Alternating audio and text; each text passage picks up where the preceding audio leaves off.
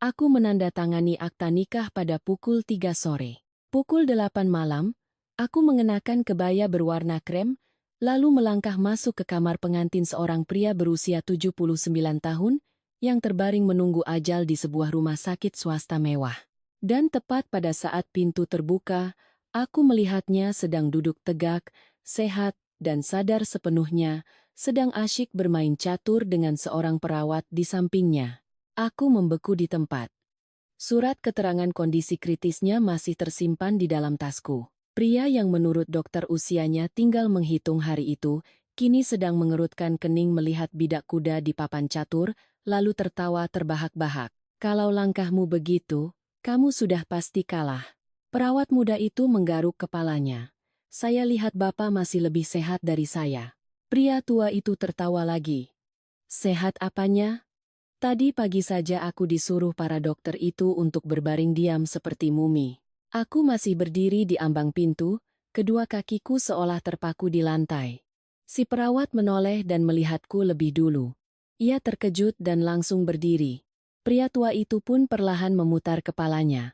Mata kami bertemu. Selama beberapa detik yang singkat, ruangan itu sunyi senyap, lalu pria tua itu menghela napas panjang. Akhirnya, kamu datang juga. Aku tidak mengerti apa maksud kalimatnya, dan semakin tidak mengerti apa yang sedang terjadi. Karena baru 3 hari yang lalu, aku masih duduk memeluk ibuku di rumah kontrakan kami yang sederhana di pinggiran Jakarta, menatap kotak obat yang isinya tinggal beberapa butir terakhir. Hidupku saat itu tak ubahnya seutas tali yang ditarik begitu kencang, yang hanya butuh sedikit sentakan lagi untuk putus. Namaku Kirana Putri, 32 tahun. Aku bekerja sebagai akuntan di sebuah pabrik mebel kecil dengan gaji bulanan sekitar 5 juta rupiah. Ibuku tahun ini berusia 65 tahun dan menderita gagal ginjal stadium akhir. Selama 2 tahun terakhir, hampir semua tabungan kami berdua habis untuk biaya rumah sakit. Ayahku sudah lama meninggal, dan aku belum pernah menikah. Bukan karena terlalu pemilih, atau terlalu sibuk mengejar karier. Hidupku prosto tidak punya ruang lagi untuk urusan asmara. Setiap hari aku bekerja dari pagi hingga petang. Pulang kerja, aku mampir ke rumah sakit. Terkadang aku tertidur di kursi plastik, terkadang baru gajian sudah harus langsung membayar biaya rumah sakit. Orang bilang, kalau sudah miskin, uang 100.000 pun harus diperhitungkan. Dulu aku pikir itu berlebihan. Sampai suatu saat aku berdiri di depan apotek, melihat tagihan obat sebesar 2 juta rupiah, sementara di dompetku hanya tersisa 300.000. Saat itulah aku baru mengerti, ada kalanya manusia benar-benar harus memilih antara makan dan berobat. 3 hari yang lalu, dokter memanggilku ke ruangannya. Ia menatap berkas medis ibuku, lalu berkata sangat perlahan. Kondisi Ibu Ratih memburuk cukup cepat, aku mengepalkan tanganku. Masih ada cara lain, Dok?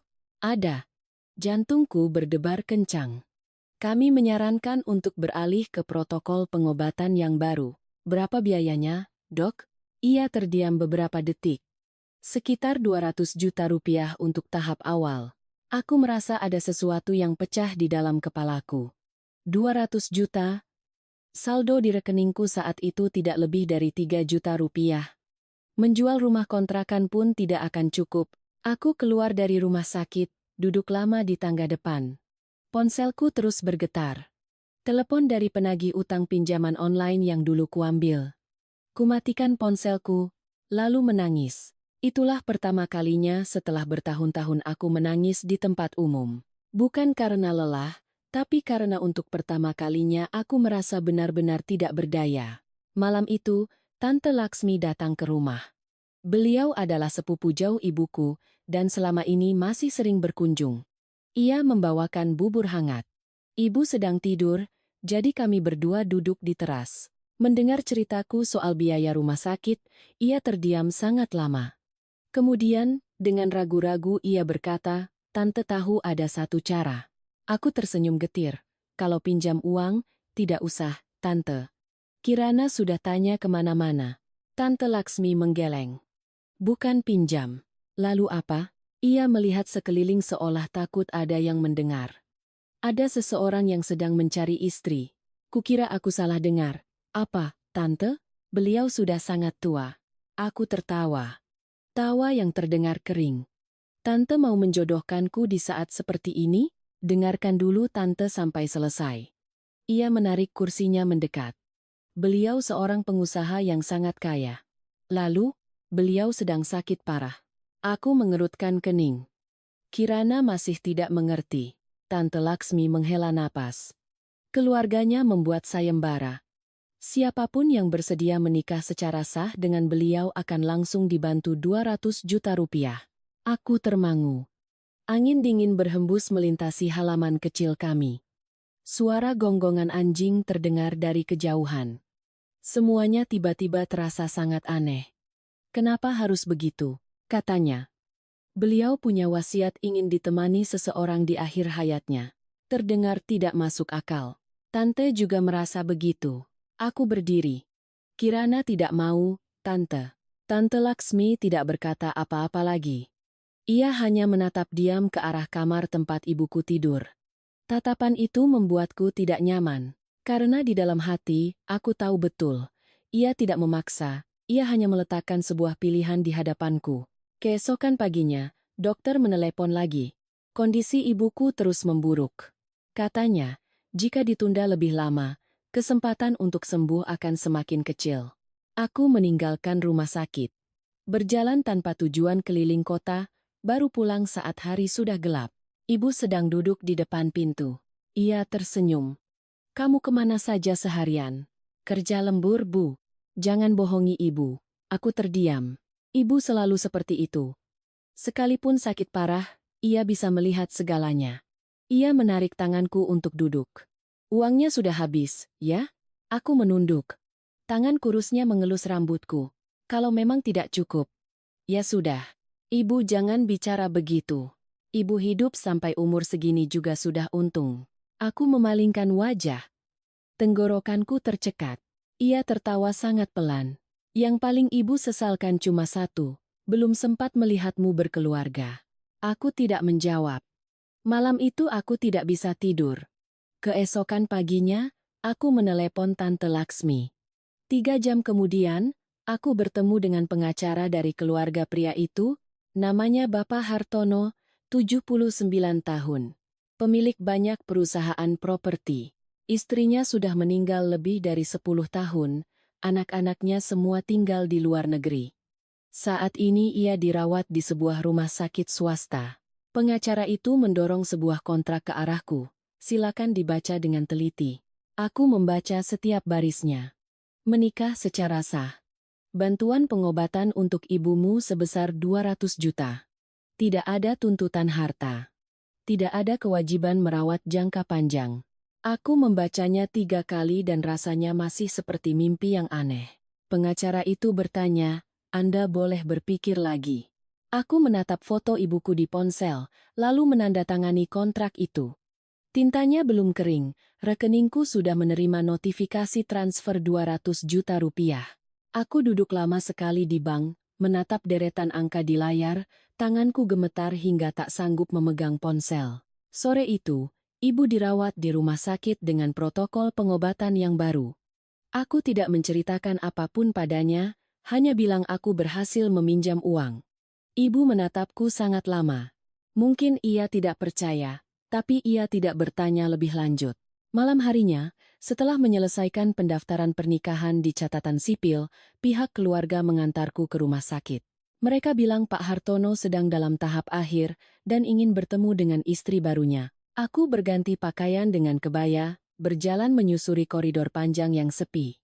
Jantungku berdebar kencang, telapak tanganku dingin. Aku sudah mempersiapkan diri untuk melihat seorang pria yang sedang sekarat.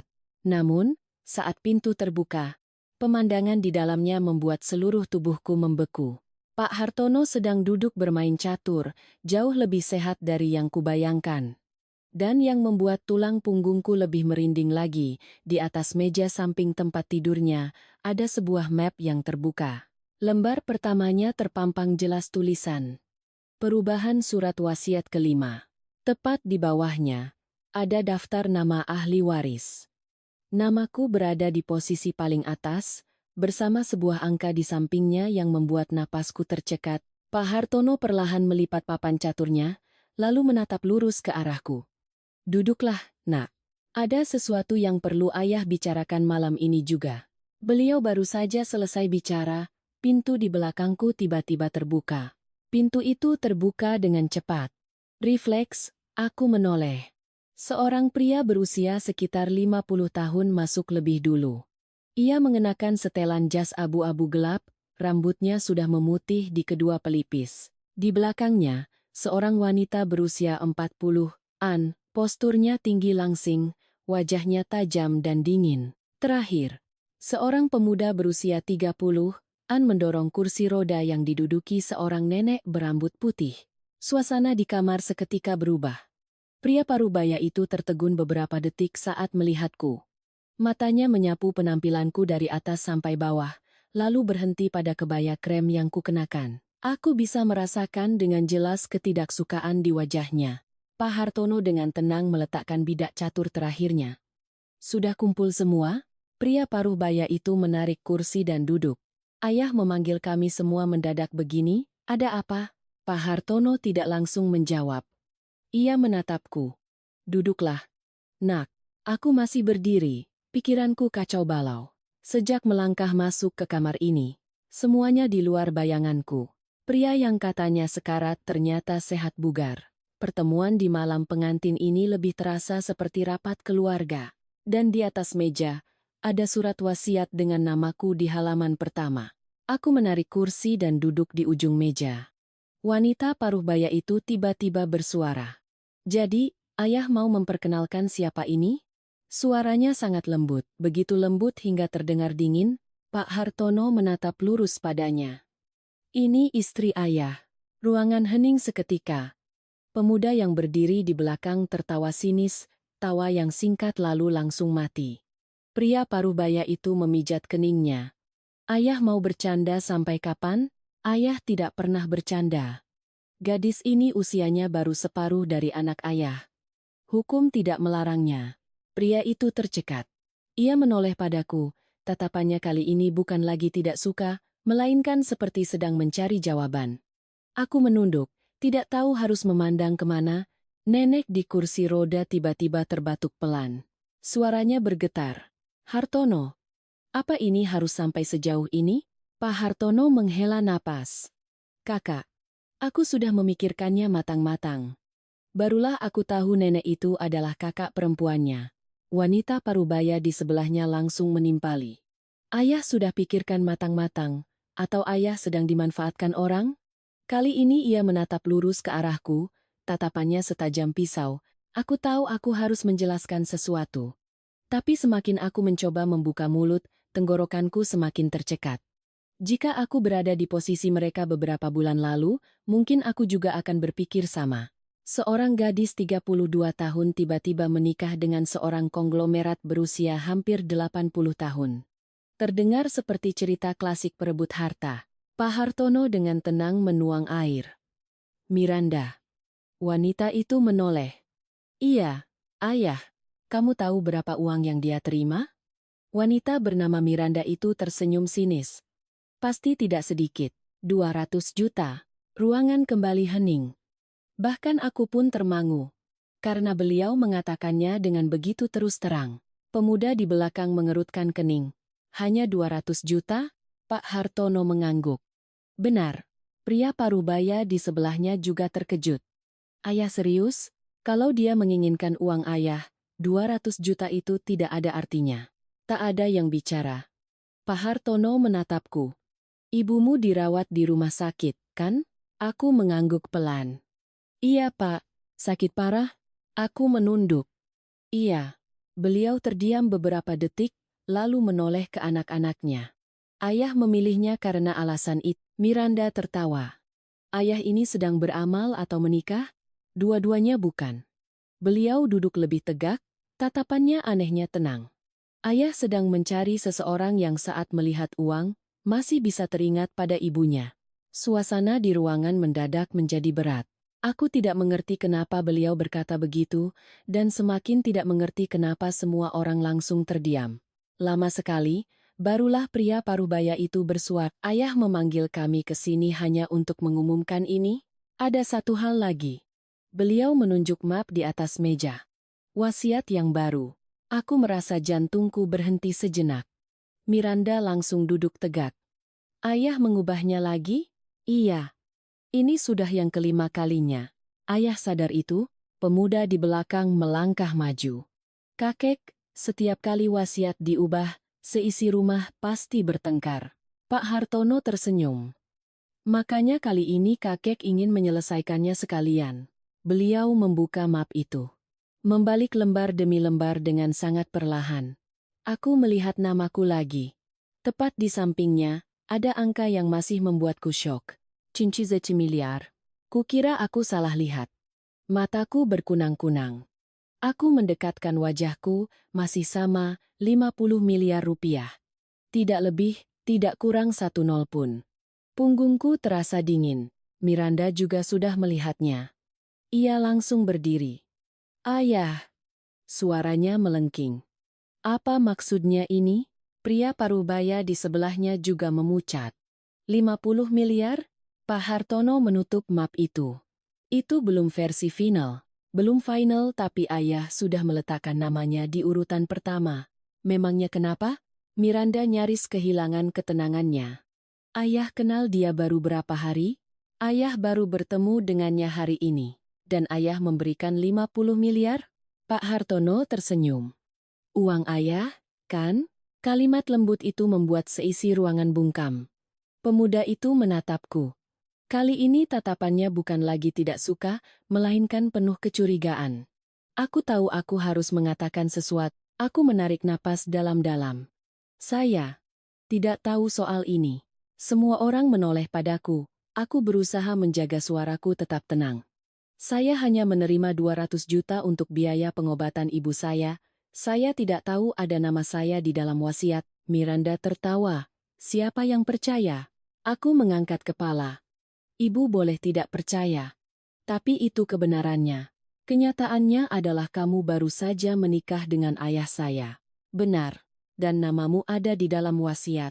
Saya juga baru saja melihatnya." Ia hendak bicara lagi, tapi Pak Hartono mengangkat tangan. "Cukup." Ruangan kembali hening. Beliau memandangi semua orang. "Hari ini ayah lelah. Biarkan ayah bicara sampai selesai." Beliau minum seteguk air, lalu berkata perlahan. "Sejak ibu kalian meninggal sampai sekarang, sudah 11 tahun. Tak ada yang menyela. 11 tahun ayah tinggal sendirian di villa seluas 1.000 meter persegi." Ia tersenyum sinis. "Jumlah pembantu lebih banyak dari jumlah keluarga." Pria parubaya itu menunduk. "Ayah, kami semua punya kehidupan masing-masing." Ayah mengerti. Beliau menatap keluar jendela.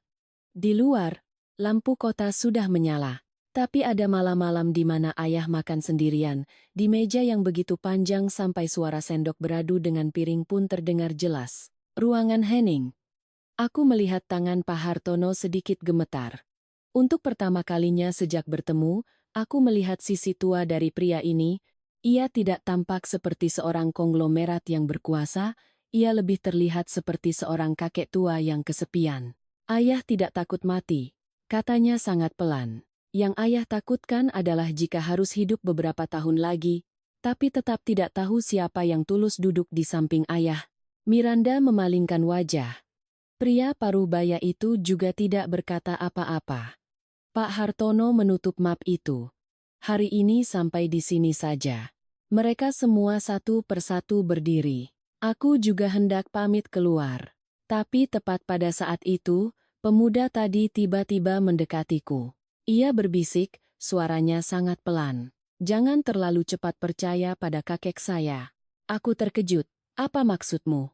Ia melihat sekeliling, memastikan tak ada yang mendengar, lalu berkata lirih. "Di rumah ini, orang yang paling menakutkan bukanlah orang-orang yang baru saja Anda temui." Aku belum sempat bertanya lebih lanjut, ia sudah berbalik dan pergi. Pintu tertutup, di dalam kamar hanya tersisa aku dan Pak Hartono. Dari luar koridor, terdengar suara roda kursi roda yang menjauh. Aku masih memikirkan kalimat pemuda itu saat Pak Hartono tiba-tiba membuka laci di samping tempat tidurnya. Ia mengeluarkan sebuah amplop kuning yang sudah kusam. Tangannya sedikit gemetar. "Bukalah, Nak." Aku mengambilnya. Amplop itu terasa tebal. Di luarnya tertulis sebaris kalimat dengan tinta yang sudah pudar. Untuk menantu perempuanku yang belum pernah kutemui. Aku mengangkat kepala. Pak Hartono sedang menatapku. Sorot matanya memberat. "Sebelum kamu membacanya, ada satu hal yang perlu ayah akui." Jantungku berdebar kencang. "Apa itu ya?" Beliau perlahan memejamkan mata, beberapa detik kemudian membukanya lagi. "Sebenarnya, orang yang membawamu ke pernikahan ini bukanlah sebuah kebetulan." Tanganku mencengkeram erat amplop itu. Seluruh tubuhku mendingin saat beliau melanjutkan dengan perlahan, "Ayah sudah menyuruh orang mencarimu sejak lebih dari 3 bulan yang lalu." Aku duduk tak bergerak. Amplop kuning di tanganku tiba-tiba terasa sangat berat. Dari luar jendela kaca, cahaya lampu kota menerpa kamar dengan temaram. Suara pendingin ruangan yang monoton berpadu dengan detak jam dinding. Aku menatap Pak Hartono. "Ayah bilang, mencari saya sejak 3 bulan lalu?" Beliau mengangguk. "Benar. Tapi kenapa?" Beliau tidak langsung menjawab. Matanya terpaku lama pada amplop kusam itu. Tatapan seseorang yang sedang menengok ke masa lalu yang sangat jauh. Perlahan, ia bersandar di kursinya. "Bukalah." Aku menarik napas dalam-dalam, lalu dengan lembut mengeluarkan isi amplop itu. Selembar foto tua jatuh lebih dulu. Aku membungkuk untuk mengambilnya. Begitu aku melihat wajah di dalam foto itu, jantungku seakan diremas. Itu ibuku. Tidak mungkin salah. Meskipun foto itu sudah menguning seiring waktu, aku masih mengenali mata itu, rambut itu, senyum itu. Ibuku saat masih muda. Mataku terbelalak. "Ibumu," kata Pak Hartono pelan. Aku membalik foto itu. Di bagian belakang, ada tulisan tangan dengan tinta biru yang sudah pudar. Diambil di Terminal Pulau Gadung, tahun 1988. Tanganku mulai gemetar. "Kenapa ayah punya foto ibu saya?" Beliau menatap foto itu lama sekali. "Karena dulu, ibumu pernah menyelamatkan nyawa ayah." Aku sontak mengangkat kepala. Udara di dalam kamar seakan membeku. Kukira aku salah dengar. Pak Hartono tersenyum sangat tipis. "Ayah tahu. Reaksi pertamamu pasti tidak akan percaya." Aku memang tidak percaya. Ibuku hanya seorang wanita biasa, seumur hidupnya berjualan di pasar. Ayahku seorang buruh pabrik. Keluarga kami tidak pernah kaya, apalagi punya hubungan dengan kalangan pengusaha. Melihat ekspresiku, beliau melanjutkan ceritanya dengan tenang. "Dulu ayah belum punya apa-apa. Ayah hanya seorang pedagang kecil. Siang naik bus, malam tidur di gudang. Waktu itu ayah baru berumur 40-an, baru merintis usaha beberapa tahun."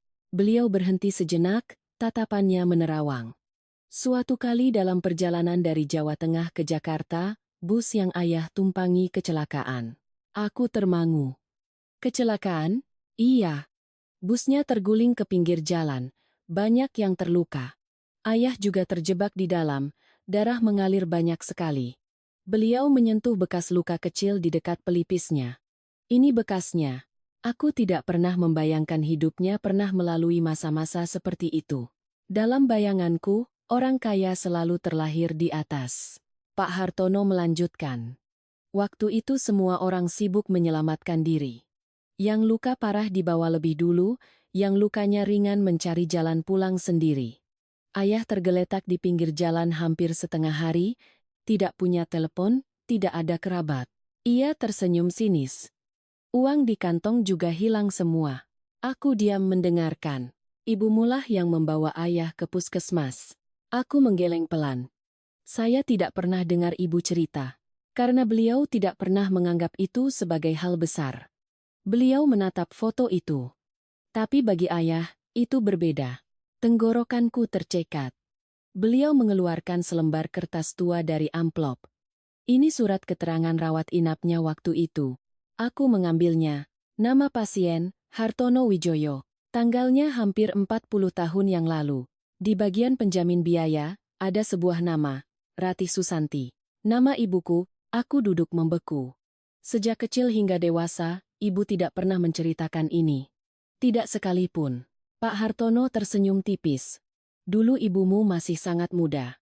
Dia berjualan buah di dekat terminal. Melihat ada korban kecelakaan, dia langsung membawanya ke puskesmas. Waktu dokter minta uang muka, dia mengeluarkan semua uang di dompetnya untuk membayar. Aku melihat angka yang tertera di kertas itu, 300.000 rupiah. Di zaman itu, jumlah tersebut sangat besar. Pak Hartono melanjutkan, bagi orang lain itu mungkin hanya beberapa ratus ribu.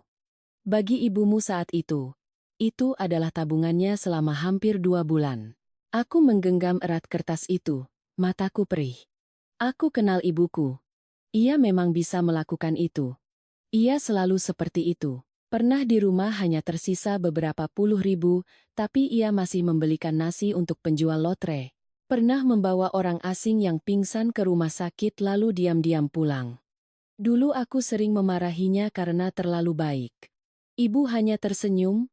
Baru sekarang, di sini, mendengar cerita ini, aku mengerti ada hal-hal yang tidak pernah ia ceritakan pada siapapun. Setelah keluar dari puskesmas, ayah kembali mencarinya. Lalu, tidak bertemu lagi. Aku terkejut. Kenapa? Ibumu sudah pindah. Ayah mencarinya selama bertahun-tahun, lalu kesibukan dan kehidupan terus berjalan. Ia menghela napas. Tapi ayah selalu menyimpan foto ini. Aku menunduk. Di sudut foto itu, seorang gadis muda mengenakan kemeja putih sedang tersenyum sangat cerah. Itulah ibuku. Seorang ibu yang belum pernah kulihat, muda, berseri-seri, penuh kehidupan. Bukan wanita kurus dan lemah yang kini terbaring di ranjang rumah sakit. Hatiku terasa nyeri. Pak Hartono menatapku. Ayah mulai mencarinya lagi setelah tahu ayah sakit. Ada utang budi yang jika tidak dibayar akan menjadi penyesalan seumur hidup. Aku bertanya lirih. Jadi, bagaimana ayah bisa menemukan ibu saya? Beliau tersenyum. Kebetulan saja. Seorang kenalan lama mengenalinya saat di rumah sakit. Barulah ayah tahu. Penolong ayah di masa lalu sedang sakit parah. Aku terdiam. Semuanya perlahan menyatu menjadi sebuah gambaran utuh, tapi masih ada yang terasa janggal. Aku menatapnya. Jika hanya untuk membalas budi, ayah bisa saja membantu biaya pengobatan ibu saya. Benar. Lalu, kenapa harus menikah? Untuk pertama kalinya sejak cerita ini dimulai, Pak Hartono terdiam sangat lama. Tangannya yang diletakkan di sandaran kursi terkepal. Wajahnya menunjukkan keraguan. Aku tahu aku telah menanyakan pertanyaan yang tepat. Akhirnya, beliau menghela napas panjang. Karena ada seseorang yang ingin ayah mati lebih cepat. Aku tertegun. Apa? Beliau menoleh ke arah pintu, memastikan tidak ada orang di luar, lalu merendahkan suaranya. Kamu pikir kenapa seseorang yang divonis kritis oleh dokter bisa duduk bermain catur seperti tadi? Aku teringat pemandangan pertama saat aku masuk ke kamar. Hawa dingin menjalari tulang punggungku. Maksud ayah, ada yang sengaja membuat kondisi ayah terlihat lebih parah dari yang sebenarnya? Aku menatapnya, benar-benar tak bisa berkata-kata. Beliau mengeluarkan sebuah map lain dari laci. Kali ini isinya hasil-hasil tes medis. 6 bulan terakhir, penyakit ayah naik turun secara tidak wajar. Kadang baru saja membaik beberapa hari, tiba-tiba drop lagi. Beliau meletakkan map itu. Awalnya ayah pikir karena sudah tua. Sampai ayah menemukan beberapa kejanggalan. Kejanggalan apa? Beliau menatap lurus ke mataku. Obat ayah pernah ditukar. Seluruh tubuhku mendingin. Siapa yang melakukannya? Beliau menggeleng. Ayah belum tahu. Ayah curiga pada siapa? Beliau tidak menjawab. Suasana di kamar menjadi begitu berat hingga suara jam dinding pun terdengar jelas. Sesaat kemudian barulah ia bersuara. Karena itu, ayah butuh seseorang dari luar keluarga. Seseorang yang tidak terkait dengan harta. Seseorang yang tidak mereka curigai. Aku mulai mengerti. Tapi semakin mengerti, aku semakin merasa tidak aman. Ayah ingin saya membantu? Ayah ingin kamu mengamati. Aku menatapnya. Tapi saya tidak tahu apa-apa soal ini. Beliau tersenyum tipis. Justru karena itulah ayah memilihmu. Aku belum sempat bicara lagi, ponsel di dalam tasku bergetar. Dari rumah sakit. Jantungku seketika mencelos. Aku bergegas menjawab. Halo? Dari seberang terdengar suara perawat wanita. Dengan Ibu Kirana? Iya. Saya sendiri. Bisa segera ke rumah sakit, Bu? Tanganku mendingin. Ada apa dengan ibu saya? Pasien baru saja sadar dan bersikeras ingin bertemu ibu. Aku menghela napas lega. Tapi kalimat perawat berikutnya membuatku membeku. Ada seorang pria asing yang baru saja datang menjenguk Ibu Ratih. Pria siapa? Katanya sudah kenal lama dengan keluarga ibu. Aku mengerutkan kening. Siapa namanya? Di seberang sana ragu-ragu sejenak, lalu perlahan mengeja. Namanya Bapak Bambang Susilo.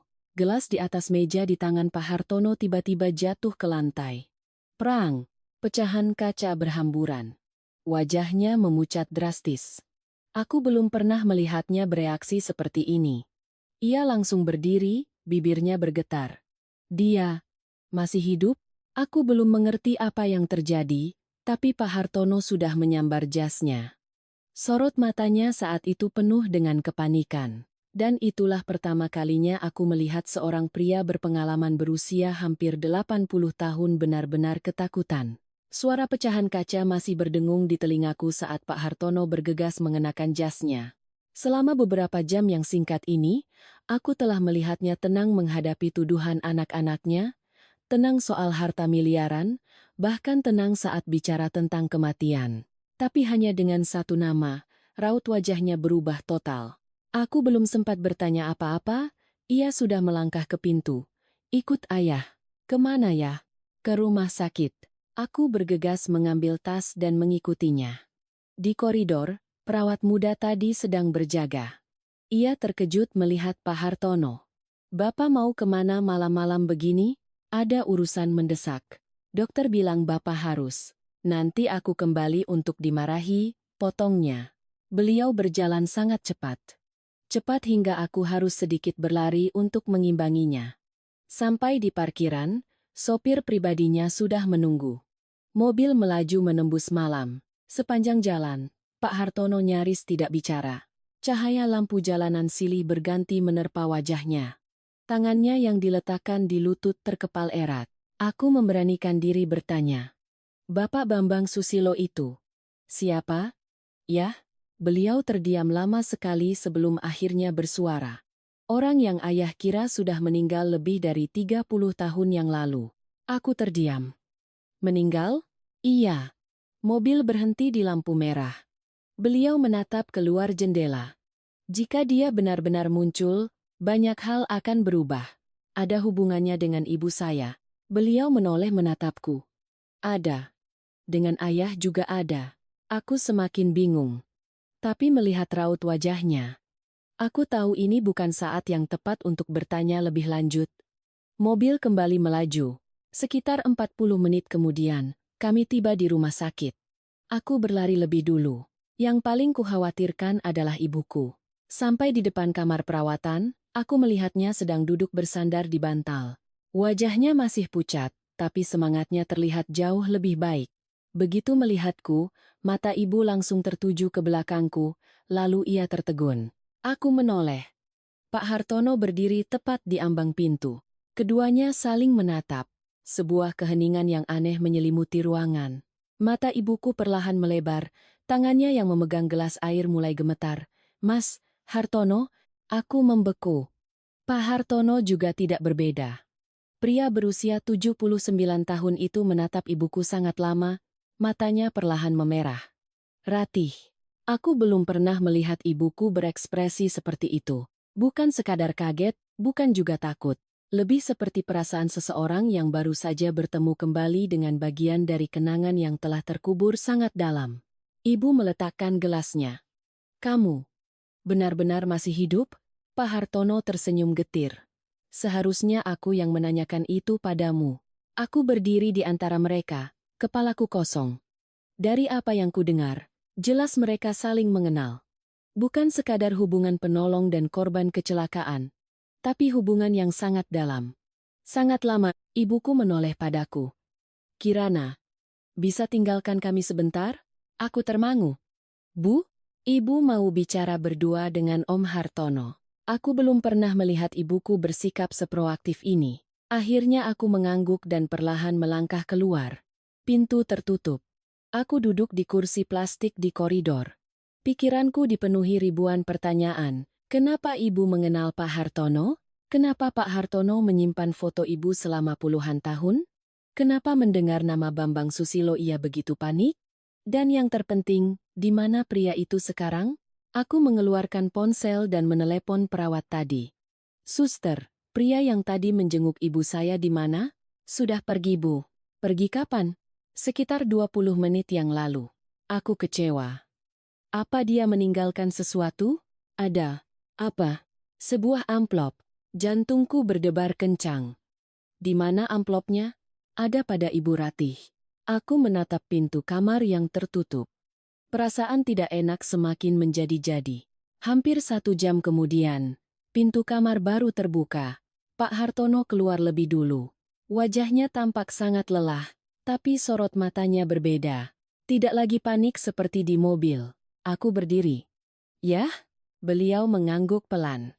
Masuklah temani ibumu. Ada apa sebenarnya, Yah? Beliau terdiam beberapa detik. Ibumu yang akan menceritakannya padamu.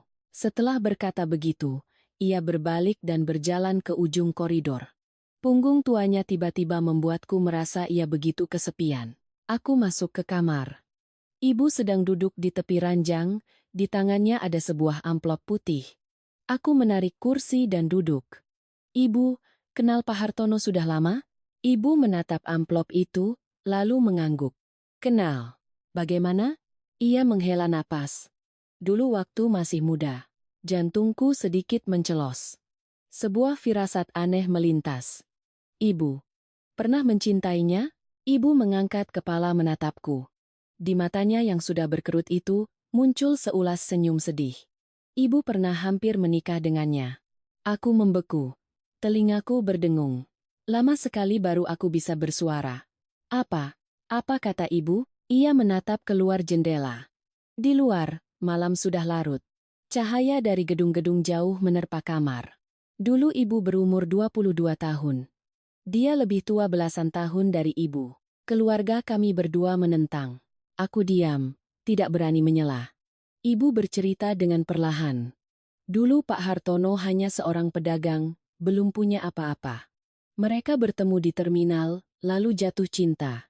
Cinta yang begitu tulus hingga mereka berencana untuk menikah. Tapi tepat pada saat itu, kecelakaan terjadi. Sebuah truk barang terbalik di jalanan menanjak. Kabar yang sampai mengatakan banyak yang tidak selamat. Di daftar korban hilang, ada nama Hartono. Ibu menunggu hampir setahun tanpa kabar. Keluarga terus mendesak untuk menikah. Lalu ibu bertemu dengan ayahku, seorang pria yang baik dan sederhana. Ibu setuju menikah. Dan hidup pun terus berjalan. Aku mendengarkan dengan hati sesak. Aku tidak pernah tahu ibuku punya masa lalu seperti ini. Ibu menatapku. Ayahmu orang baik, Nak. Ibu tidak pernah menyesal menikah dengannya. Jangan pernah berpikir yang lain. Aku mengangguk. Aku mengerti. Ada cinta yang indah bukan karena bisa bersama, tapi karena keduanya tetap hidup dengan baik setelah berpisah. Tiba-tiba aku teringat sesuatu.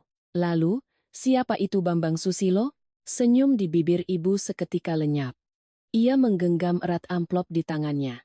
Dia sahabat terbaik Mas Hartono.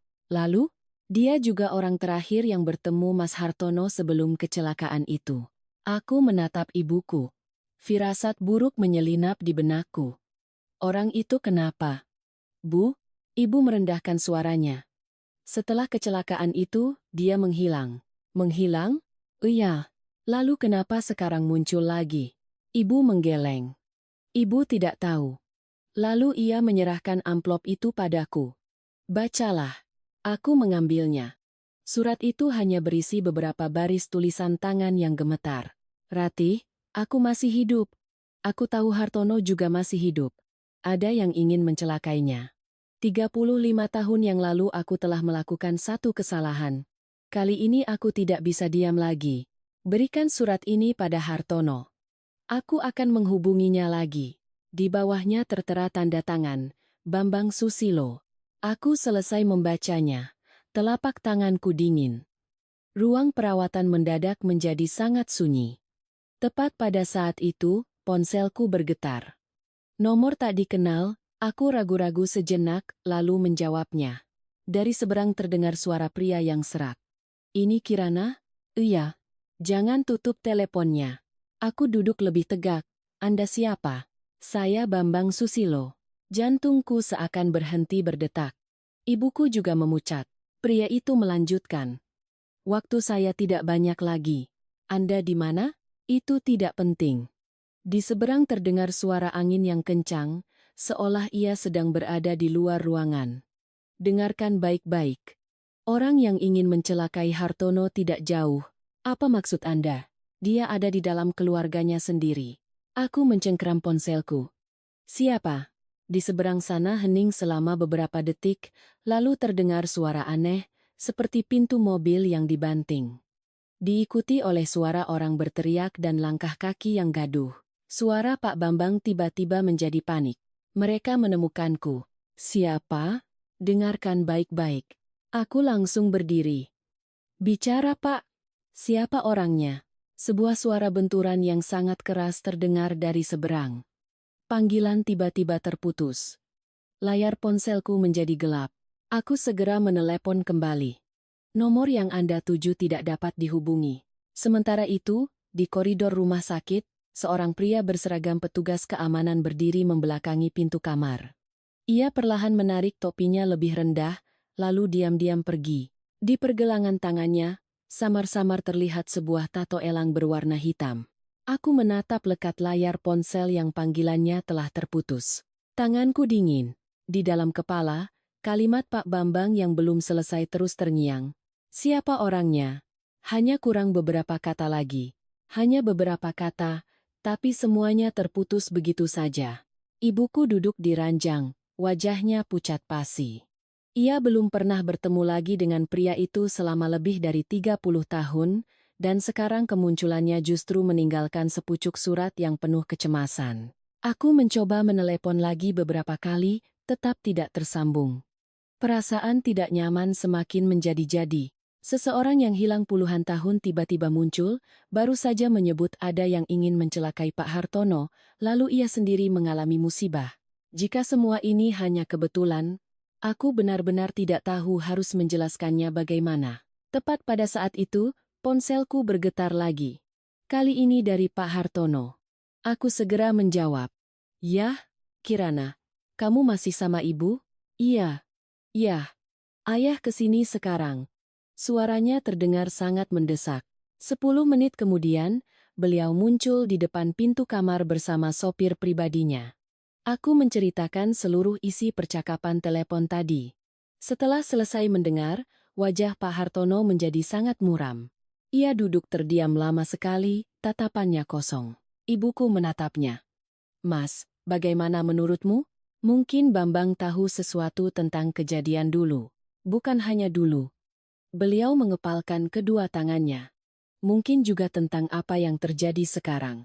Aku duduk di sampingnya. Apa ayah akan lapor polisi? Beliau menggeleng pelan. Belum bisa. Kenapa? Ayah belum punya bukti. Beliau mengangkat kepala menatapku. Dan orang yang ingin mencelakai ayah kemungkinan besar sedang mengawasi setiap gerak-gerik kita. Suasana di kamar seketika menjadi berat. Tiba-tiba aku teringat petugas keamanan aneh yang berdiri di koridor tadi. Tapi saat aku berlari keluar untuk memeriksa, ia sudah tidak ada. Aku menceritakan hal itu. Pak Hartono sedikit mengerutkan kening. Kamu lihat wajahnya dengan jelas? Tidak, Pak. Ada ciri-ciri khusus? Di pergelangan tangannya. Ada tato elang hitam. Sorot mata Pak Hartono seketika berubah. Ibuku juga terkejut. Aku menatap keduanya. Kalian tahu tato itu? Ibu menoleh pada Pak Hartono.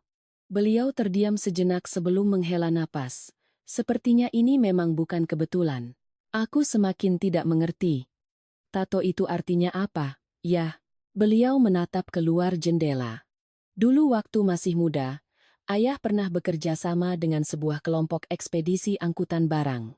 Mereka menggunakan simbol elang sebagai tanda pengenal, jadi orang itu. Orang lama? Kalau benar, dia orang yang sangat lama. Beliau tidak menjelaskan lebih lanjut, tapi raut wajahnya membuatku sadar bahwa ceritanya jauh lebih rumit. Hampir tengah malam, Pak Hartono baru meninggalkan rumah sakit. Sebelum pergi, ia berpesan padaku, mulai sekarang, jangan sendirian. Baik ya. Kalau ada nomor tak dikenal menelepon, rekam panggilannya. Apa ayah pikir saya dalam bahaya? Beliau menatapku beberapa detik. Mereka sudah mendatangi ibumu. Menurutmu bagaimana? Aku tidak bisa menjawab. Setelah beliau pergi, aku duduk di samping ranjang ibuku sampai menjelang pagi. Ia tidur tidak nyenyak, sesekali mengigau. Pernah sekali ia memanggil nama Hartono dalam tidurnya. Aku menatap rambut ibuku yang sudah memutih dengan hati yang berat. Hidupnya sudah penuh dengan kesulitan, dan sekarang di usia senja ia malah terseret ke dalam masalah aneh seperti ini. Keesokan paginya, saat aku turun ke kantin untuk membeli bubur, baru saja keluar dari lift, ponselku berdering. Tante Laksmi. Aku menjawabnya. Suara tanteku terdengar panik. Kirana, kamu di mana? Di rumah sakit, tante. Cepat pulang sekarang. Jantungku mencelos. Ada apa, tante? Ada orang datang ke rumah. Aku terdiam. Siapa? Tante tidak tahu mereka mau apa. Mereka berdiri di depan pintu dari pagi. Aku segera kembali ke kamar, meminta perawat untuk menjaga ibu sebentar, lalu memesan taksi online untuk pulang. Sepanjang jalan, hatiku gelisah. Rumahku berada di sebuah gang kecil. Dari ujung gang, aku sudah melihat beberapa orang berkumpul dan berbisik-bisik. Begitu mobil berhenti, Tante Laksmi berlari keluar. Lihat itu, nak, aku mengikuti arah pandangannya. Di depan rumahku, sebuah mobil sedan hitam terparkir. Di sampingnya berdiri dua pria berjas, satu berusia sekitar 50 tahun, yang satu lagi lebih muda. Begitu melihatku, pria yang lebih tua melangkah mendekat. Ia membungkuk dengan sangat sopan. Dengan Ibu Kirana? Iya, saya pengacara pribadi Bapak Hartono. Aku terkejut. Ada apa? Ya, Pak? Ia mengeluarkan sebuah map. Sesuai permintaan Bapak Hartono, mulai hari ini Ibu akan pindah ke kediaman beliau. Kukira aku salah dengar.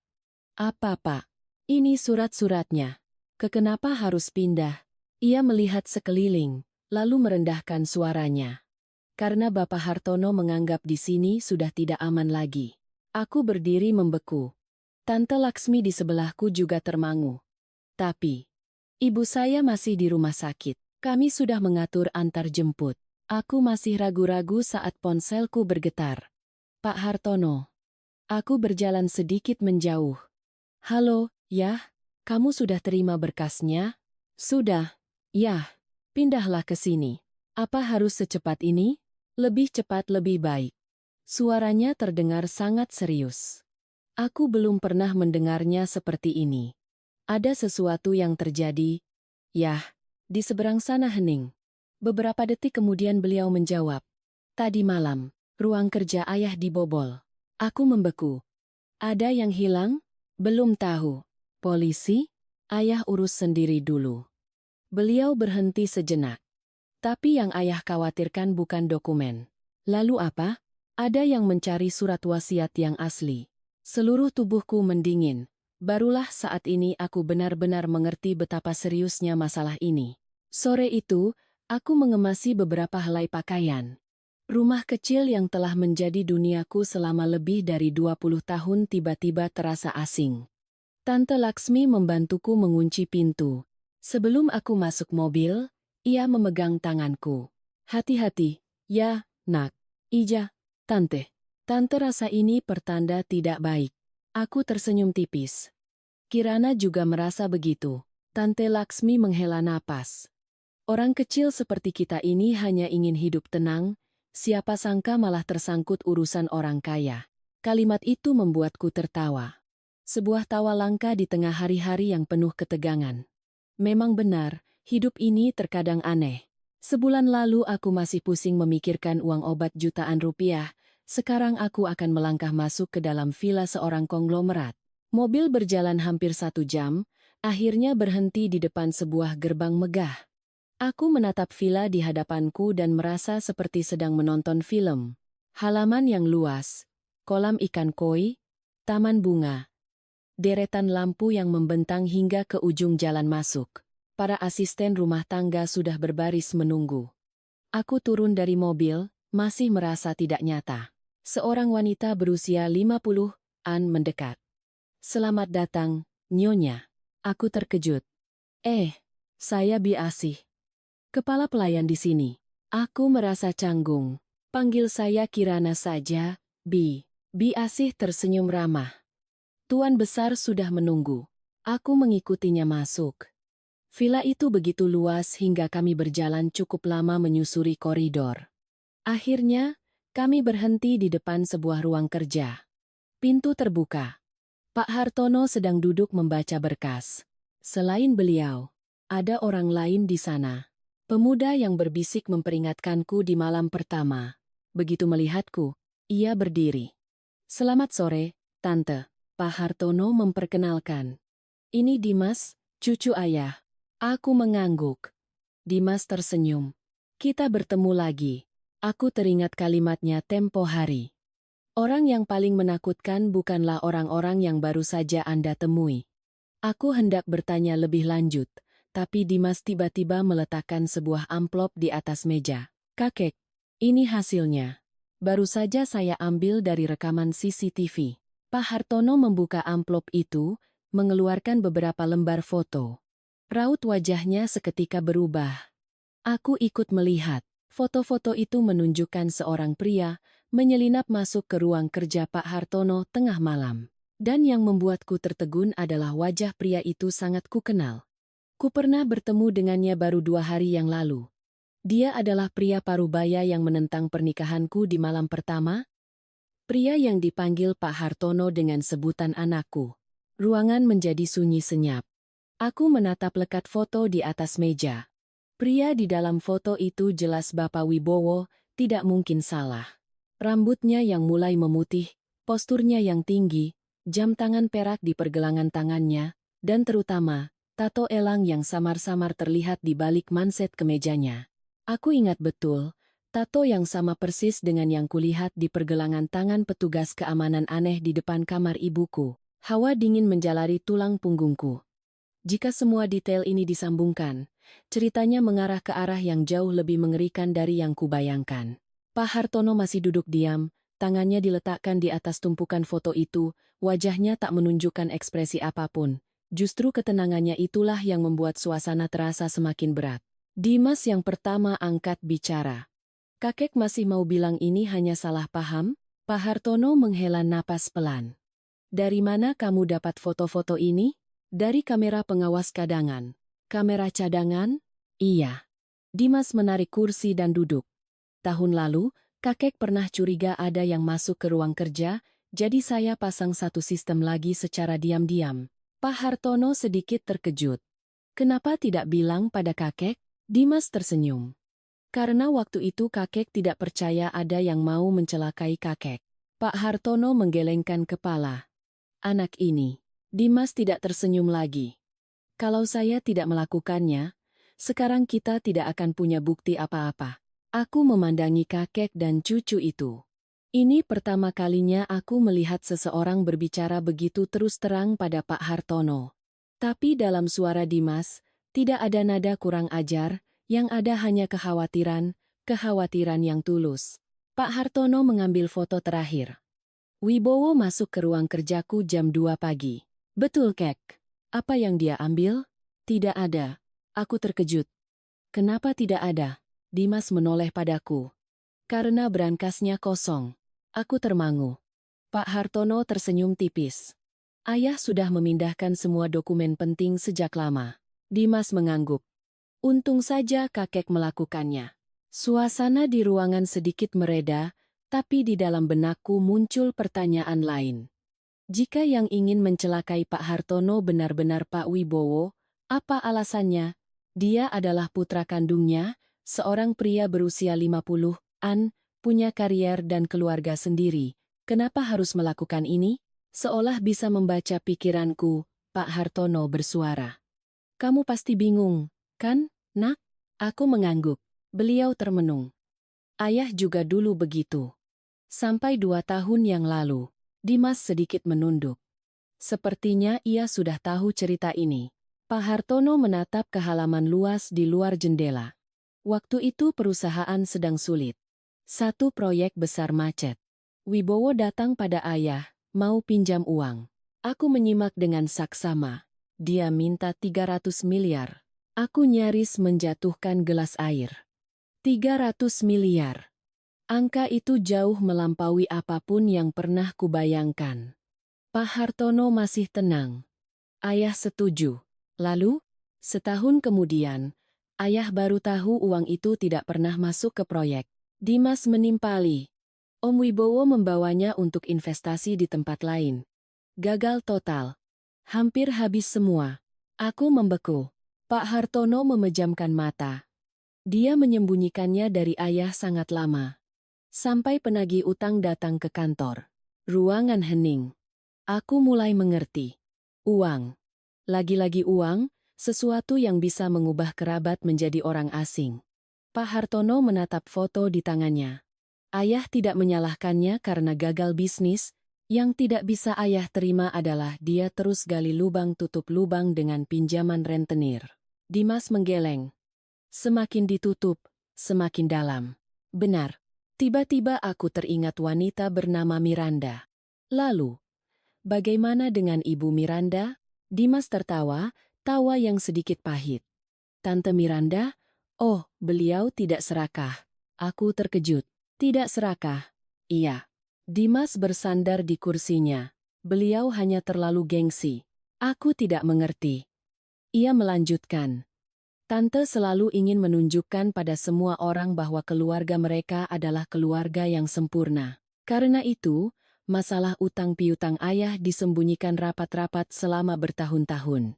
Pak Hartono menghela napas pelan. Orang luar melihat rumah ini bahagia. Tapi di dalamnya, semua orang lelah. Setelah berkata begitu, Dimas berdiri. Aku ke bawah ambil makanan dulu. Ia meninggalkan ruangan. Hanya tersisa aku dan Pak Hartono. Keheningan yang panjang. Sesaat kemudian, beliau menoleh padaku. Kamu takut? Aku menjawab jujur. Iya. Beliau tersenyum tipis. Ayah juga.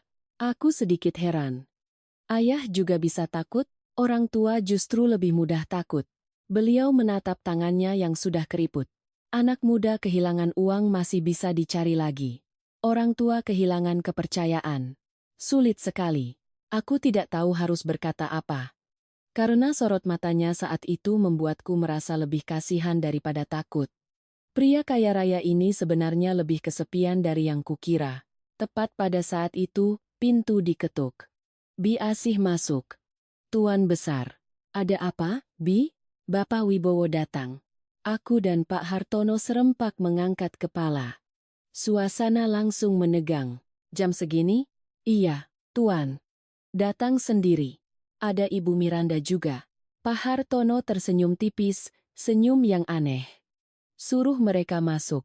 Bi Asih baru saja keluar, belum sampai 1 menit, pintu terbuka lagi.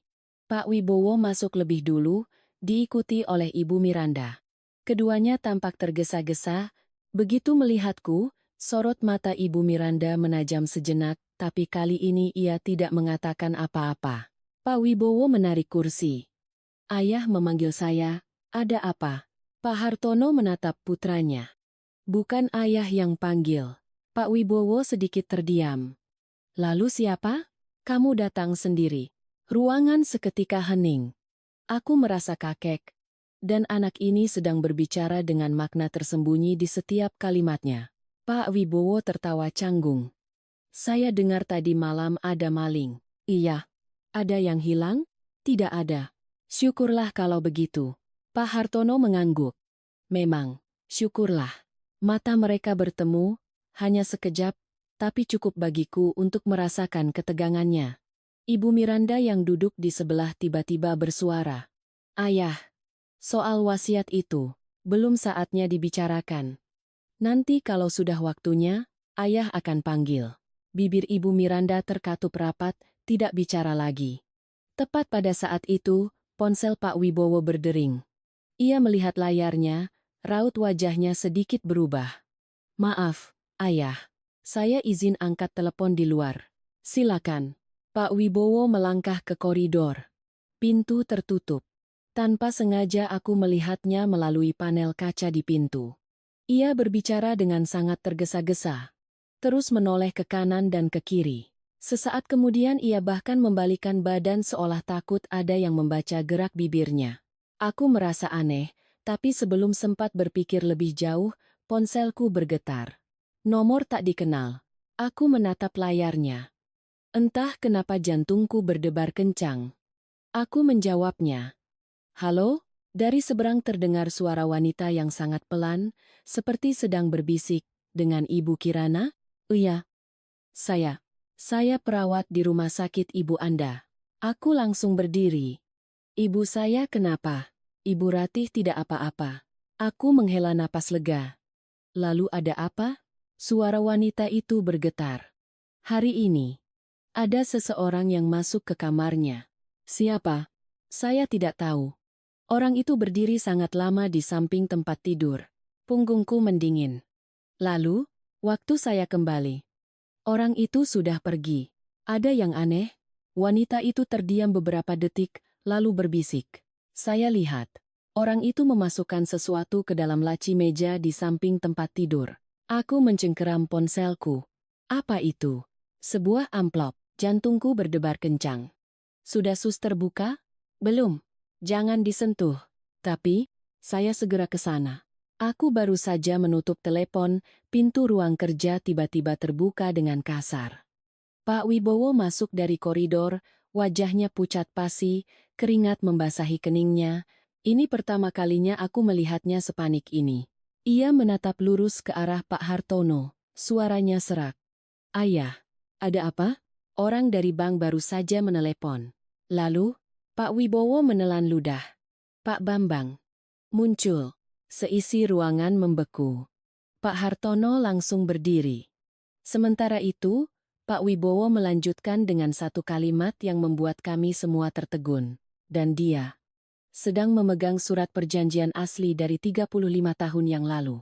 Surat perjanjian asli dari 35 tahun yang lalu. Kalimat Pak Wibowo membuat udara di ruangan seakan membeku. Aku memandang dari Pak Wibowo ke Pak Hartono. Raut wajah ayah dan anak itu sama-sama berubah, terutama Pak Hartono. Pria yang selalu tampak tenang itu kini menunjukkan kelelahan yang luar biasa. Ia perlahan duduk kembali ke kursinya. Dia masih menyimpannya. Pak Wibowo menarik kursi dan duduk di hadapannya. Saya baru dapat kabar. Kamu yakin? Yakin. Ibu Miranda yang berdiri di sampingnya tampak bingung. Perjanjian apa sih yang kalian bicarakan terus? Tak ada yang menjawab. Ia semakin tidak sabar. Aku ini seperti orang bodoh di sini. Pak Wibowo memijat keningnya. Cerita lama, Mir? Cerita apa? Nanti aku jelaskan. Ibu Miranda tampak kesal. Selalu saja begitu, semua hal di keluarga ini disembunyikan dariku. Dimas, yang baru saja kembali, mendengar nama Bambang Susilo dan langsung berhenti melangkah. Orang itu benar-benar muncul? Iya. Dimas menatap kakeknya. Berarti, sudah saatnya. Aku semakin bingung, merasa seolah semua orang tahu sebuah rahasia besar, kecuali aku. Pak Hartono terdiam sangat lama. Akhirnya, ia mengangkat kepala. Kirana. Iya, ya. Ada beberapa hal yang seharusnya ayah ceritakan lebih awal. Aku duduk. Instingku mengatakan cerita yang akan ia sampaikan akan mengubah banyak hal. Pak Hartono menatap ke halaman di luar jendela, cahaya senja mulai memudar. Dulu ayah punya sahabat karib, namanya Bambang. Iya, waktu masih muda, kami merintis usaha bersama. Dari nol, makan sepiring berdua, tidur di satu kamar, pergi kemana-mana mencari peluang bisnis, beliau tersenyum tipis. Pernah saking miskinnya, uang kami hanya cukup untuk membeli semangkuk mie ayam. Satu makan dulu, satu lagi nanti. Dimas tersenyum. Cerita ini sudah pernah aku dengar, Kek. Didengar berkali-kali pun tetap terkenang. Senyum Pak Hartono memudar, rautnya kembali muram. Tapi kemudian, ada masalah. Aku menyimak dengan saksama. Sebuah perusahaan asing ingin menanamkan modal. Mereka menawarkan kontrak yang sangat besar. Itu adalah kesempatan untuk mengubah nasib. Beliau berhenti sejenak. Tapi syaratnya, mereka hanya mau memilih satu orang sebagai perwakilan. Aku mulai mengerti. Uang, status, hal-hal itu seringkali menjadi awal dari banyak tragedi. Pak Hartono melanjutkan. Ayah ingin menolaknya. Kenapa? Karena perusahaan itu milik kami berdua. Kalau hanya satu nama yang tercatat, itu tidak adil. Beliau menatap tangannya yang keriput. Tapi Bambang justru setuju. Lalu, setelah itu, dia menghilang. Aku mengerutkan kening. Menghilang? Benar. Tanpa pesan. Tanpa alamat. Tak ada yang tahu kemana. Pak Hartono tersenyum sedih. Uang modal yang sudah disiapkan juga ikut lenyap. Aku duduk terdiam, berbagai kemungkinan muncul di benakku. Bambang berkhianat, Bambang kabur, Bambang menipu sahabatnya. Itulah yang akan dipikirkan semua orang. Mungkin Pak Hartono sendiri pernah berpikir begitu. Tapi yang menarik perhatianku adalah sorot matanya saat menyebut nama sahabat lamanya itu. Di dalamnya tidak ada kebencian, yang ada hanya penyesalan. Pak Wibowo tiba-tiba angkat bicara. Dulu ayah begitu percaya padanya sampai menjual rumah untuk menambah modal. Iya. Ibumu sampai harus mengontrak hampir 2 tahun. Aku menatap Pak Wibowo. Untuk pertama kalinya, aku melihatnya tanpa raut dingin. Ia lebih terlihat seperti seorang putra yang sedang mengenang masa sulit keluarganya. Pak Hartono mengangguk pelan. Perusahaan ini bisa berkembang setelahnya karena keberuntungan. Tapi hilangnya Bambang tetap menjadi luka di hati ayah. Dimas tiba-tiba bertanya. Lalu bagaimana kalau dia tidak berkhianat? Seluruh ruangan hening. Aku menatap Pak Hartono. Beliau perlahan menghela napas. Beberapa hari ini ayah mulai berpikir begitu. Aku termangu. Maksud ayah, kalau dia benar-benar berkhianat, kenapa dia harus kembali? Tak ada yang bisa menjawab. Tepat pada saat itu, ponsel Dimas berdering. Ia melihat layarnya, lalu segera berdiri. Permisi sebentar. Dimas melangkah keluar. Hanya beberapa menit, ia sudah kembali. Tapi raut wajahnya sama sekali berbeda. Kakek, ada apa? Orang dari rumah sakit baru saja menelepon. Jantungku mencelos. Ibu saya kenapa? Bukan Ibu Ratih. Aku menghela napas lega. Dimas melanjutkan.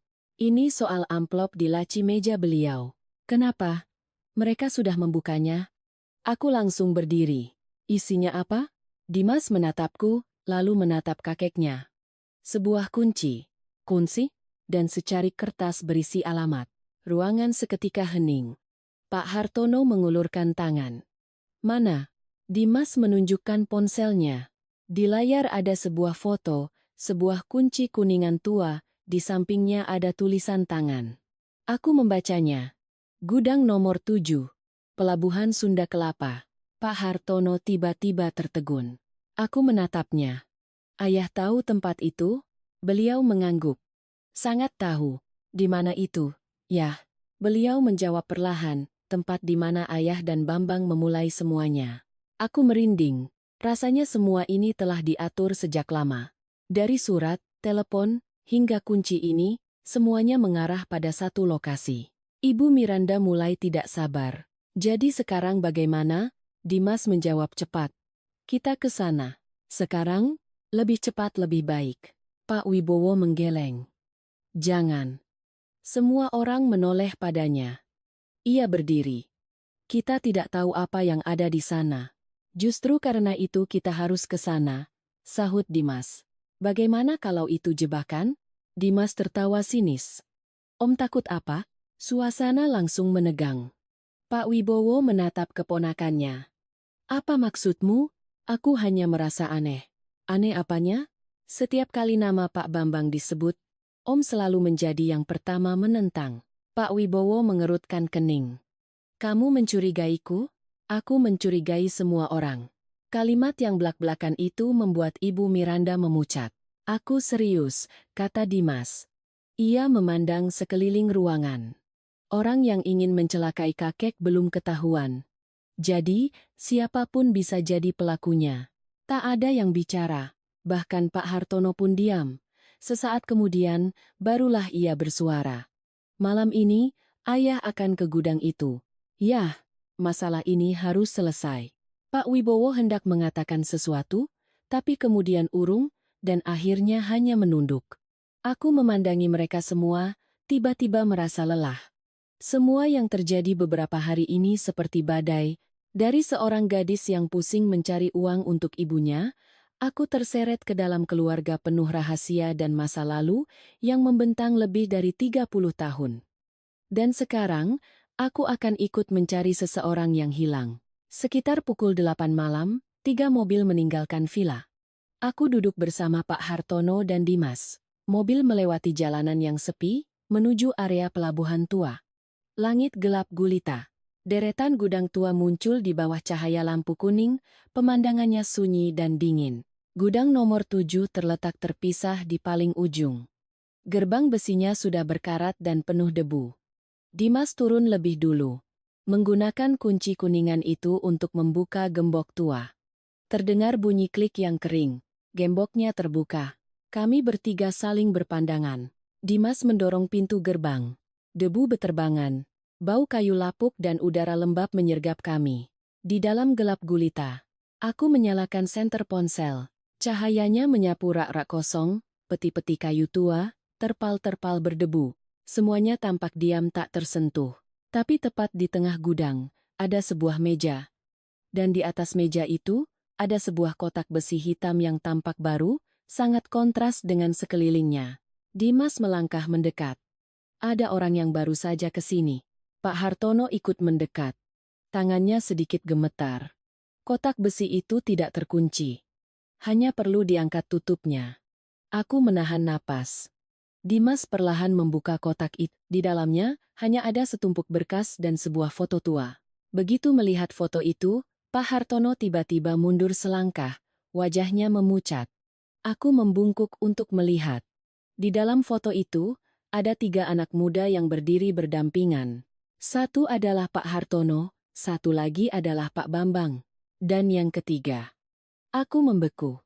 Karena itu adalah ibuku saat masih sangat muda. Di balik foto itu, ada sebaris kalimat yang baru saja ditulis dengan tinta merah. Jika ingin tahu siapa pengkhianat yang sebenarnya, datanglah kemari sendirian besok malam. Tepat di bawahnya, ada tanda tangan yang sudah kukenal, Bambang Susilo. Aku mengambil foto itu, tanganku tanpa sadar sedikit gemetar. Foto itu sudah tua, sudut-sudutnya menguning, tapi wajah ketiga orang di dalamnya masih terlihat sangat jelas. Di sebelah kiri adalah Pak Hartono di masa mudanya, di sebelah kanan adalah pria yang kuasumsikan sebagai Pak Bambang, dan di tengah adalah ibuku. Rambut panjangnya diikat rapi ke belakang, senyumnya begitu cerah hingga membuatku terpana. Aku belum pernah melihat ibuku tersenyum seperti itu. Dalam ingatanku, ibu selalu sibuk, selalu tergesa-gesa, selalu khawatir. Sejak ayah meninggal, senyum di wajahnya semakin jarang. Tapi di foto ini, ibu terlihat seperti orang yang sama sekali berbeda, muda, ceria, dan penuh harapan. Pak Hartono menatap foto itu sangat lama, sorot matanya meredup. Ayah kira foto ini sudah hilang. Dimas mengambil kertas di baliknya dan membacanya sekali lagi. Jika ingin tahu siapa pengkhianat yang sebenarnya, datanglah kemari sendirian besok malam. Ia mengerutkan kening. Ini jelas jebakan. Aku juga berpikir begitu. Seseorang yang hilang selama lebih dari 30 tahun, terus-menerus meninggalkan petunjuk misterius, dan sekarang meminta pertemuan 4 mata. Jika ini adalah diriku beberapa hari yang lalu, aku pasti akan menjauh. Tapi sekarang, semuanya sudah berbeda. Pak Hartono perlahan duduk di kursi tua di samping meja. Usianya seakan tiba-tiba membebani pundaknya. Ayah akan datang. Dimas langsung menolak. Tidak boleh, Kek, ayah harus datang. Kakek tidak bisa pergi ke sana sendirian. Tapi Bambang memintanya begitu. Dimas tertawa sinis. Kalau itu benar-benar Pak Bambang. Kalimat itu membuat seisi gudang hening. Benar juga. Sampai saat ini, tak ada yang tahu apakah orang yang meninggalkan semua ini benar-benar Pak Bambang atau bukan. Kami semua hanya mengikuti jejak yang ditinggalkan oleh orang misterius. Aku memandang sekeliling gudang. Debu tebal menutupi lantai, kecuali di area sekitar meja. Itu membuktikan tempat ini baru saja dikunjungi. Dimas juga menyadarinya. Ia menggunakan senter untuk menyorot lantai. Ada jejak sepatu. Aku membungkuk untuk melihat. Memang benar. Ada beberapa jejak sepatu yang masih baru. Beberapa mengarah ke dalam. Beberapa keluar. Dimas memotret semuanya.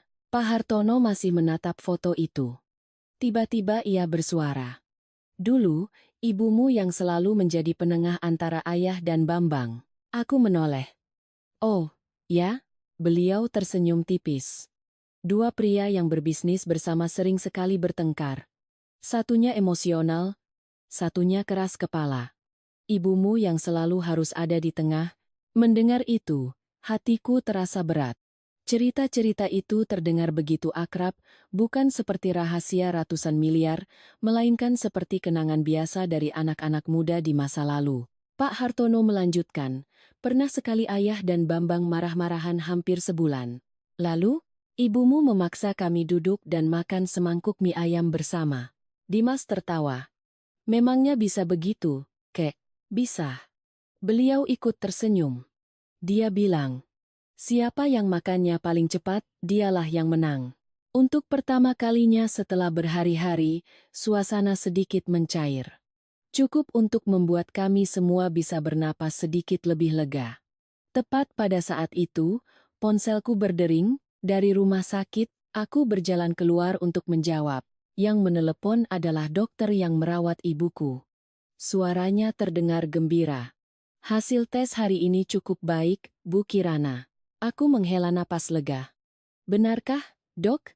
Respons terhadap obatnya sangat positif. Terima kasih, Dok. Jika terus begini, beberapa minggu lagi mungkin sudah bisa pulang. Aku berdiri membeku selama beberapa detik, mataku perih. Itulah kabar terbaik yang kuterima sejak semua ini dimulai. Aku kembali ke dalam gudang, entah kenapa hatiku terasa sangat ringan. Ibuku membaik, hanya dengan itu saja sudah cukup membuat segalanya terasa pantas diperjuangkan. Sekitar pukul 10 malam, kami kembali ke villa. Di perjalanan, tak ada yang banyak bicara. Masing-masing tenggelam dalam pikirannya. Aku ditempatkan di sebuah kamar di ujung koridor lantai 2. Kamar itu lebih besar dari seluruh rumah kontrakanku, tapi aku tetap merasa asing. Setelah mandi, aku duduk di dekat jendela. Di luar, taman tampak sunyi, suara serangga malam terdengar dari kejauhan. Jam sudah menunjukkan hampir tengah malam. Aku hendak tidur saat pintu diketuk. Dimas. Ia membawa 2 cangkir teh hangat. Tante belum tidur? Belum? Sama. Dimas memberiku 1 cangkir, lalu duduk di kursi di balkon. Aku duduk di hadapannya. Sesaat kemudian, ia bersuara. Tante merasa aneh. Tidak? Soal apa? Semuanya. Berputar di sekitar ibu tante. Aku terkejut. Sebenarnya aku juga sempat memikirkannya. Pak Hartono mengenal ibuku. Pak Bambang kembali mencari ibuku. Foto lama itu ada ibuku. Bahkan surat-suratnya dikirim ke kamar ibu. Aku menatap Dimas. Menurutmu bagaimana? Ia menyeruput tehnya. Ada sesuatu yang kakek belum ceritakan. Maksudmu? Aku tidak percaya hubungan kakek dengan Ibu Ratih hanya sebatas teman. Aku sedikit terdiam. Melihat reaksiku, Dimas tersenyum. Aku tidak bermaksud buruk. Hanya saja, cara kakek menatap Ibu Ratih itu berbeda. Aku diam. Sejujurnya, aku juga menyadarinya. Tapi itu adalah urusan generasi mereka. Aku tidak mau berspekulasi. Dimas menopangkan tangannya di pagar balkon. Dulu waktu kecil aku pernah bertanya pada kakek. Kenapa beliau tidak menikah lagi? Lalu beliau jawab apa? Beliau bilang, hati kakek sudah penuh. Tanpa sadar aku mengangkat kepala. Dimas tertawa. Terdengar klise, kan? Aku ikut tersenyum. Untuk pertama kalinya aku melihatnya seperti pemuda 30 tahun biasa, bukan seseorang yang selalu waspada seperti beberapa hari terakhir. Kami mengobrol sejenak tentang hal-hal ringan. Aku baru tahu Dimas ternyata cukup humoris. Tante tahu apa yang paling menakutkan di rumah ini? Tanyanya. Apa? Bi Asih. Aku tertawa. Kenapa? Karena beliau tahu semua rahasia semua orang. Tepat pada saat itu, dari halaman bawah terdengar suara anjing menggonggong dengan keras. Aku dan Dimas serempak menengok ke bawah. Sebuah sepeda motor berhenti di luar gerbang. Petugas keamanan keluar, menerima sebuah paket, lalu membawanya masuk. Dimas mengerutkan kening. Jam segini masih ada yang kirim paket? Aku juga merasa aneh. 5 menit kemudian, Bi Asih naik ke lantai atas dan mengetuk pintu kamarku. Di tangannya ada sebuah kotak kardus kecil. Ini untuk Nyonya. Aku terkejut. Untuk saya? Betul, Nyonya. Siapa yang mengirim? Tidak ada namanya. Dimas langsung berdiri. Biar saya yang buka. Ia dengan hati-hati memeriksa bagian luar kotak. Tidak ada yang aneh. Lalu ia membuka tutupnya. Di dalamnya hanya ada sebuah ponsel tua, tipe ponsel jadul dengan tombol fisik. Aku dan Dimas saling berpandangan. Belum sempat kami mengerti, layar ponsel itu menyala. Sebuah pesan muncul. Isinya hanya satu baris, jangan biarkan Hartono datang ke pertemuan besok. Aku membacanya dan seluruh tubuhku mendingin. Dimas segera mengambil ponsel itu. Ada lagi, layar kembali menyala. Pesan kedua muncul. Jika dia datang, akan ada yang mati. Angin malam di balkon terasa menusuk tulang. Aku belum sempat pulih dari keterkejutan, ponsel tua itu tiba-tiba berdering. Suaranya melengking di tengah keheningan malam, terdengar sangat mengerikan. Dimas menekan tombol jawab. Kami berdua menempelkan telinga kami ke ponsel itu. Dari seberang terdengar suara serak, sangat lemah dan lelah. Tapi aku langsung mengenalinya.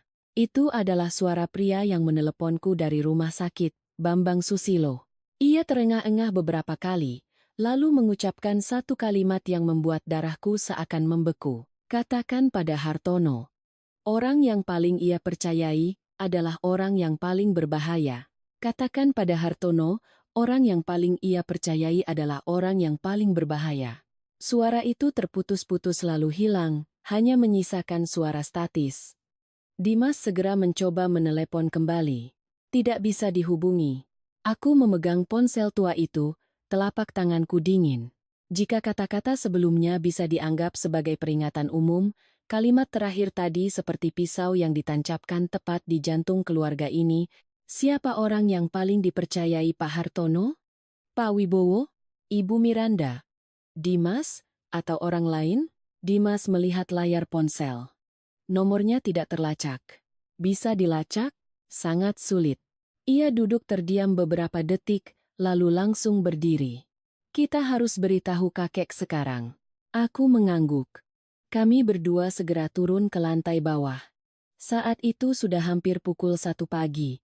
Tapi lampu di ruang kerja Pak Hartono masih menyala. Beliau sedang membaca dokumen. Melihat kami masuk, ia sedikit heran. Belum tidur?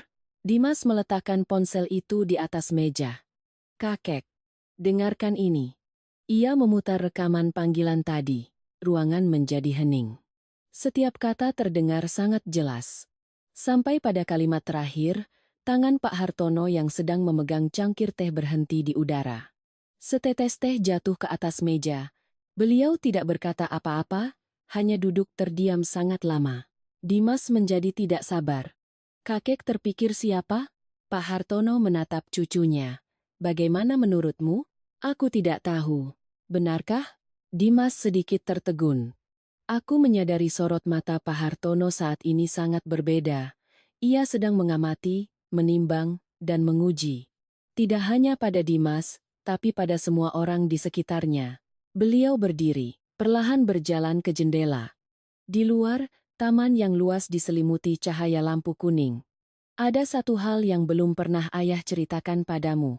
Beliau menoleh padaku. Aku sedikit heran. Iya, ya, sebenarnya. Alasan ayah mencarimu bukan hanya untuk membalas budi ibumu. Kalimat itu membuatku berdiri lebih tegak. Aku teringat hari pertama beliau bilang telah diam-diam mencariku selama 3 bulan. Saat itu kupikir ia hanya ingin berterima kasih pada penolongnya. Sekarang, mendengar nada suaranya, sepertinya tidak sesederhana itu. Beliau membuka laci meja, mengeluarkan sebuah map coklat dan meletakkannya di hadapanku. Lihatlah, aku membukanya. Di dalamnya banyak sekali dokumen, foto, dan beberapa salinan surat tua. Aku membalik halaman demi halaman, lalu tiba-tiba berhenti. Di tengah-tengah map itu, ada selembar akta kelahiran. Aku menatapnya lekat-lekat. Nama bayi, Kirana Putri. Tanggal lahir benar.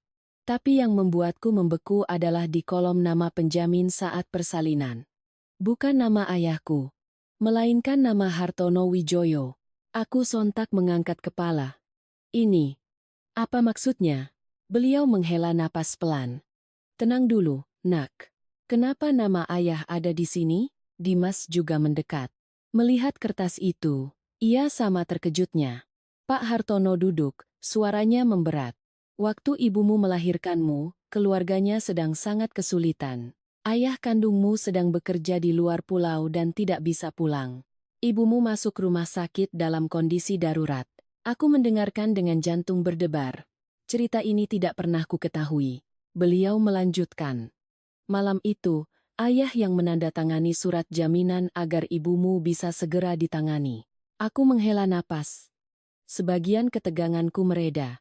Tapi pada saat yang sama, muncul perasaan lain yang sulit kujelaskan. Beliau menatapku. Setelah ayah berhasil menemukan ibumu lagi, barulah ayah tahu bahwa kamu adalah bayi itu. Sejak saat itu, ayah banyak berpikir. Aku menunduk, entah kenapa mataku perih. Mungkin karena untuk pertama kalinya aku sadar bahwa hidupku dan hidupnya tanpa sengaja telah bersinggungan sejak lama sekali. Hanya saja aku tidak tahu, dan beliau pun tidak tahu.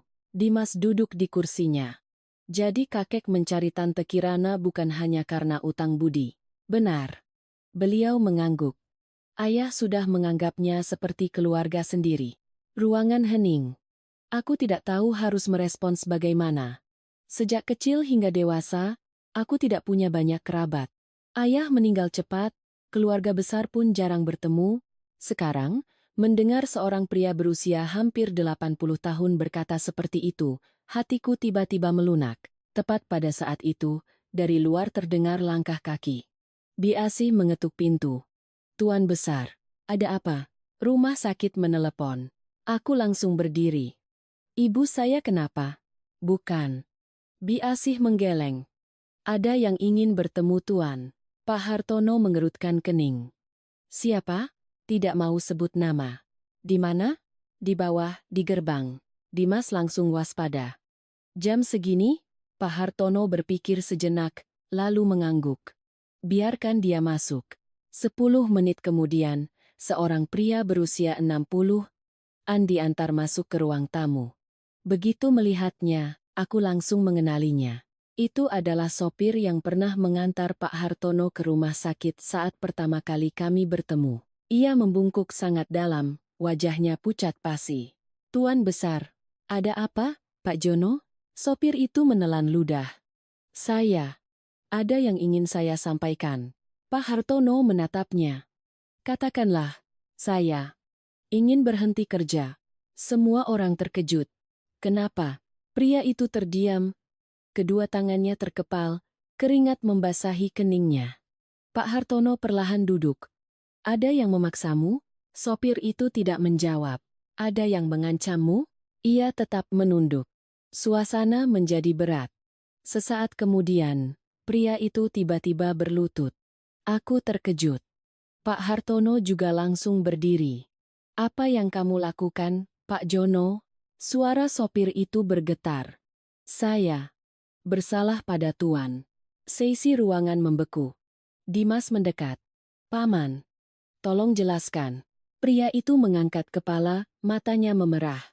Obat tuan. Saya yang menukarnya. Aku merasa seluruh tubuhku mendingin.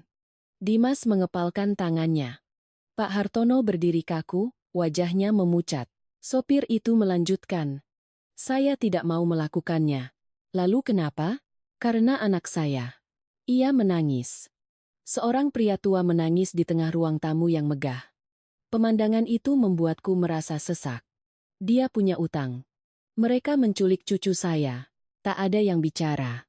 Sambil terisak ia bercerita. Seseorang memberinya uang dan memintanya menukar obat. Awalnya hanya beberapa butir. Lama-lama semakin banyak.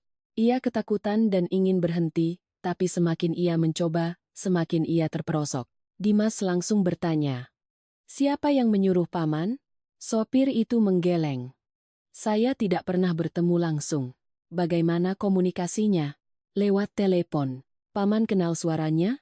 Ia berpikir lama sekali, lalu menjawab pelan, suara perempuan. Aku menatap Pak Hartono. Dimas juga menatap kakeknya. Di benak kami semua muncul satu nama yang sama. Tapi tak ada yang mengucapkannya. Karena dugaan saja tidak cukup. Sopir itu mengeluarkan sebuah flash disk dari sakunya dan meletakkannya di atas meja. Saya berhasil merekam beberapa percakapan. Sejak kapan paman simpan? 2 bulan ini. Kenapa baru sekarang diberikan? Ia menunduk. Karena hari ini. Mereka sudah memulangkan cucu saya. Ruangan kembali hening. Sesaat kemudian, Pak Hartono melangkah maju dan membantu pria itu berdiri. Pulanglah, Pak Jono. Tuan, tidak marah pada saya? Marah. Beliau tersenyum sedih. Tapi keluargamu sudah 3 generasi bekerja untuk keluargaku. Aku tahu kamu bukan orang jahat. Sopir itu menangis sesenggukan, lalu membungkuk dalam-dalam dan pergi. Pintu tertutup. Dimas segera mencolokkan flash disk itu ke laptop. Kami semua berkumpul, rekaman pertama diputar, suaranya banyak disamarkan, sangat sulit dikenali. Tapi di akhir rekaman, wanita itu lupa mematikan telepon. Hanya beberapa detik yang singkat, terdengar suara pria lain dari belakang. Ibu, cepat selesaikan. Seisi ruangan tertegun. Dimas segera memutar ulang. Mendengarnya untuk kedua, ketiga kalinya, aku merasa napasku tercekat. Karena suara itu sangat kukenal. Suara yang baru kudengar beberapa jam yang lalu. Dimas perlahan menoleh menatap kakeknya, wajahnya pucat pasi. Kakek, Pak Hartono memejamkan mata, tidak berkata apa-apa. Aku menatap lekat layar laptop. Di benakku muncul wajah wanita yang selalu sinis padaku sejak pertama kali bertemu, orang yang semua kira hanya peduli pada gengsi. Wanita bernama Miranda. Tepat pada saat itu, telepon Pak Hartono berdering. Beliau melihat layarnya, raut wajahnya seketika berubah. Yang menelepon adalah Pak Bambang. Untuk pertama kalinya setelah 35 tahun, ia menelepon langsung. Ponsel itu masih bergetar di atas meja. Tak ada yang bersuara, tak ada yang bergerak. Nama penelepon di layar hanya 2 kata singkat, Bambang. Aku menatap Pak Hartono. Sejak mengenalnya, aku telah melihatnya marah, kecewa, sedih, bahkan panik. Tapi aku belum pernah melihat sorot matanya seperti ini. Tatapan seseorang yang berdiri di hadapan pintu masa lalu yang telah tertutup rapat selama lebih dari 30 tahun. Dimas yang pertama angkat bicara. Kakek. Pak Hartono menarik napas sangat dalam, lalu mengangkat telepon. Halo, di seberang sana hening selama beberapa detik, lalu terdengar suara pria tua. Hartono, hanya satu panggilan. Tapi aku melihat tangan Pak Hartono gemetar. Ini, benar kamu? Bambang? Iya, ini aku. Kamu di mana? Itu belum penting. Suaranya serak. Terdengar sangat lelah, tapi cukup untuk membuat seisi ruangan terdiam. 35 tahun. Waktu yang lebih panjang dari usia banyak orang, tapi kedua pria ini masih bisa saling mengenali hanya dari satu kata. Pak Hartono duduk di kursinya. Kenapa baru sekarang kamu muncul? Di seberang sana terdengar helaan napas. Karena waktuku tidak banyak lagi. Hatiku sedikit mencelos. Entah kenapa kalimat itu mengingatkanku pada Pak Hartono sendiri beberapa waktu lalu. Orang-orang di usia mereka sepertinya sama-sama sadar bahwa waktu yang tersisa tidaklah banyak.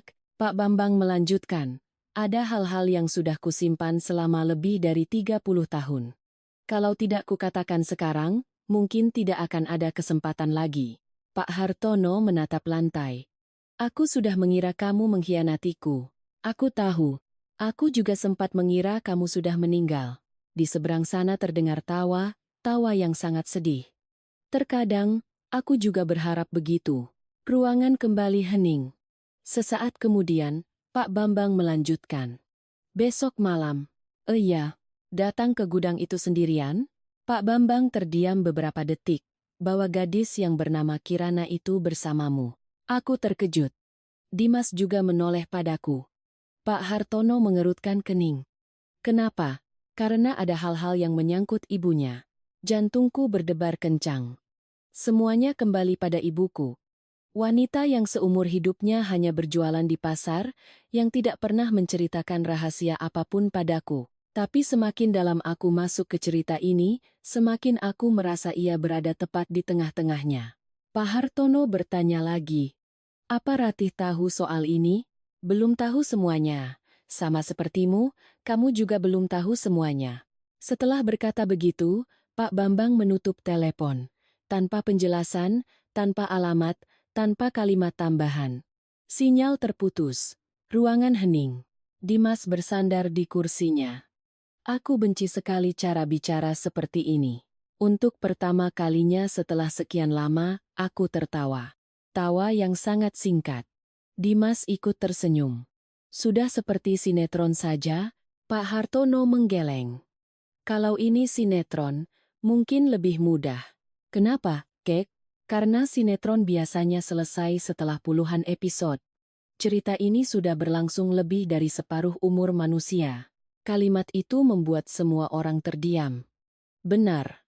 35 tahun bukanlah rahasia biasa, melainkan hampir separuh kehidupan. Keesokan paginya, aku pergi ke rumah sakit menjenguk ibu. Kondisinya jauh lebih baik. Melihatku masuk, ia malah mengomel manja. Beberapa hari ini kamu kurusan, ya. Perasaan ibu saja. Ibu yang melahirkanmu, ibu tahu. Aku menarik kursi dan duduk mengupaskan apel untuknya. Sesaat kemudian, aku bertanya, Bu, dulu waktu masih muda, ibu kenal Pak Bambang lama? Pisau di tangan ibuku berhenti sejenak. Sangat cepat, tapi aku melihatnya. Ia mengangkat kepala. Kenapa kamu bertanya begitu? Penasaran saja. Ibu tersenyum. Dulu kami bertiga teman baik. Bertiga? Iya. Ibu, Mas Hartono, dan Mas Bambang. Oh. Ia menatap keluar jendela, matanya menerawang. Dulu seru sekali. Apa mereka sering bertengkar? Ibu tertawa. Setiap hari. Benarkah? Satunya emosional, satunya keras kepala. Dua-duanya merasa paling benar. Aku mendengarkan dan merasa ceritanya sama persis dengan yang diceritakan Pak Hartono. Itu membuatku percaya bahwa kenangan indah itu nyata. Tiba-tiba ibu menghela napas. Sayang sekali, setelah itu semuanya berubah. Karena masalah kontrak itu, Bu, baru saja aku selesai bicara, aku melihat ibu terkejut. Siapa yang cerita padamu? Kirana dengar-dengar saja.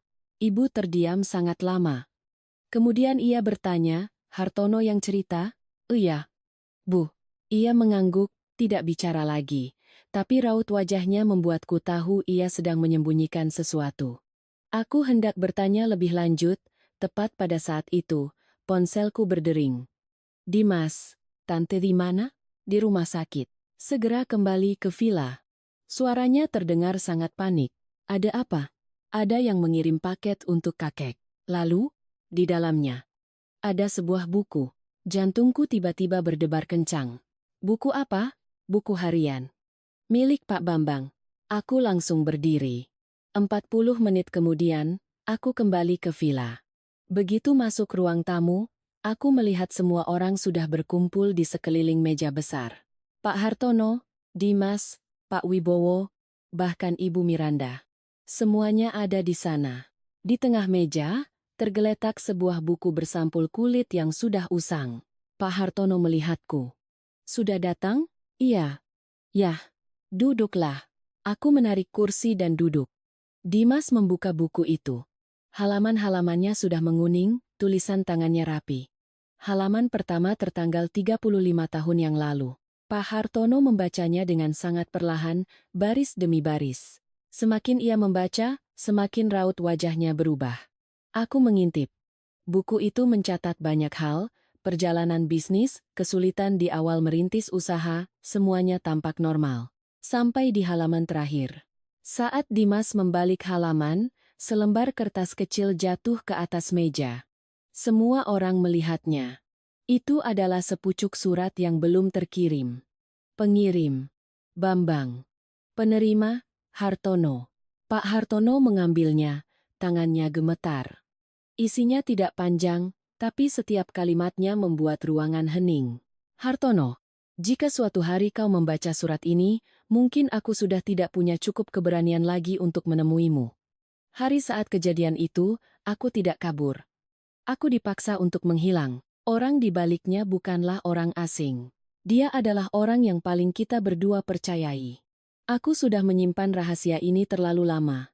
Ratih tidak bersalah, kau juga tidak bersalah. Yang salah adalah aku, karena aku memilih diam. Surat itu berakhir di sana. Tidak menyebut nama si pengkhianat, tidak ada penjelasan lebih lanjut. Tapi tepat di bawahnya, ada satu baris tulisan lain yang jelas baru saja ditambahkan. Semua jawaban ada di dalam kotak kayu merah itu. Aku mengangkat kepala. Kotak kayu apa? Tak ada yang menjawab. Karena tepat pada saat itu, Pak Wibowo tiba-tiba memucat. Aku menatapnya. Untuk pertama kalinya, aku melihatnya benar-benar panik.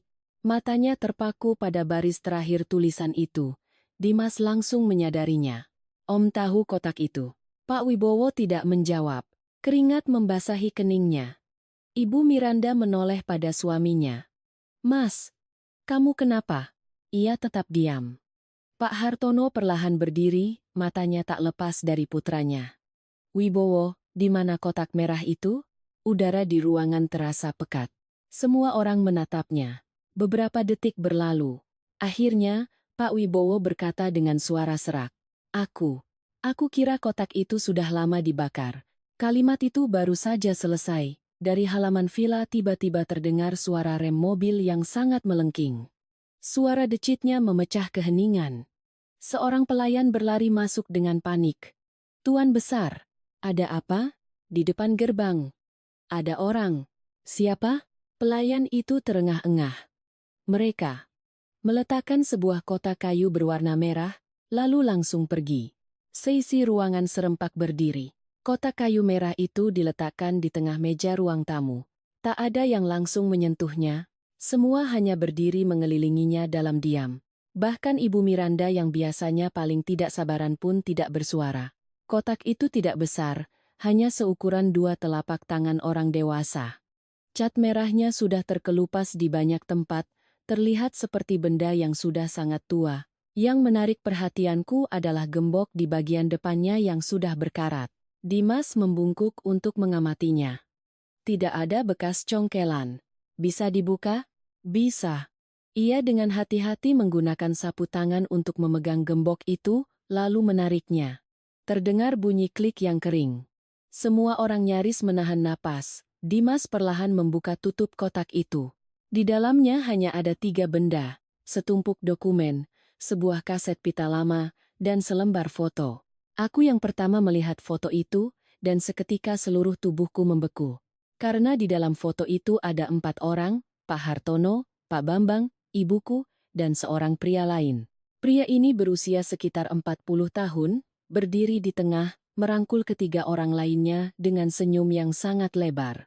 Tapi aku belum pernah melihatnya. Begitu melihat foto itu, Pak Hartono langsung terduduk lemas di kursinya. Dimas terkejut. Kakek kenal orang ini? Beliau mengangguk, sorot matanya sangat rumit. Kenal. Siapa kek? Suaranya serak. Paman Budi. Aku melihat Pak Wibowo sedikit menunduk. Ibu Miranda juga tidak lagi tampak bingung. Sepertinya mereka semua mengenal nama itu. Hanya aku dan Dimas yang tidak. Dimas menarik kursi dan duduk. Paman Budi itu siapa? Pak Hartono menatap foto itu lama sekali sebelum akhirnya menjawab perlahan. Orang yang paling senior di kelompok kami. Orang yang paling ayah percayai. Tanpa sadar aku teringat kalimat terakhir Pak Bambang. Orang yang paling ia percayai adalah orang yang paling berbahaya. Hawa dingin menjalari tulang punggungku. Dimas sepertinya juga memikirkan hal yang sama. Ia menatap kakeknya. Kakek mencurigai Paman Budi? Pak Hartono tidak langsung menjawab. Beliau membuka tumpukan dokumen di dalam kotak. Lembar demi lembar kertas tua muncul. Kontrak, kwitansi, buku catatan. Semuanya dari lebih 30 tahun yang lalu. Lalu, ada sebuah amplop yang di bagian luarnya tertulis jelas. Untuk Hartono. Tangan Pak Hartono gemetar saat membukanya. Aku belum pernah melihatnya seperti ini. Pria berusia hampir 80 tahun itu kini terlihat seperti seseorang yang sedang menghadapi ketakutan terbesarnya. Surat itu hanya beberapa halaman, tapi setiap barisnya membuat raut wajahnya berubah. Ia membacanya sangat perlahan. Selesai, ia membacanya lagi. Dimas menjadi tidak sabar. Apa isinya? Kek? Beliau mengangkat kepala, matanya memerah. Bambang. Tidak berkhianat. Seisi ruangan membeku. Tak ada yang bicara. Bahkan suara jam dinding pun seakan berhenti. Aku menatapnya. Lalu, siapa yang mengambil uangnya? Beliau menarik napas dalam-dalam. Paman Budi. Dimas langsung berdiri. Apa? Pak Hartono meletakkan surat itu di atas meja, suaranya lelah. Kontrak investasi tahun itu memang benar ada. Uangnya juga benar ada. Bambang menemukan bahwa Paman Budi menyelewengkan seluruh modalnya. Lalu, dia berniat memberitahu ayah. Beliau memejamkan mata. Tapi tidak sempat. Aku menahan napas. Apa yang terjadi? Kecelakaan. Ruangan kembali hening. Pak Hartono menatap ke halaman di luar.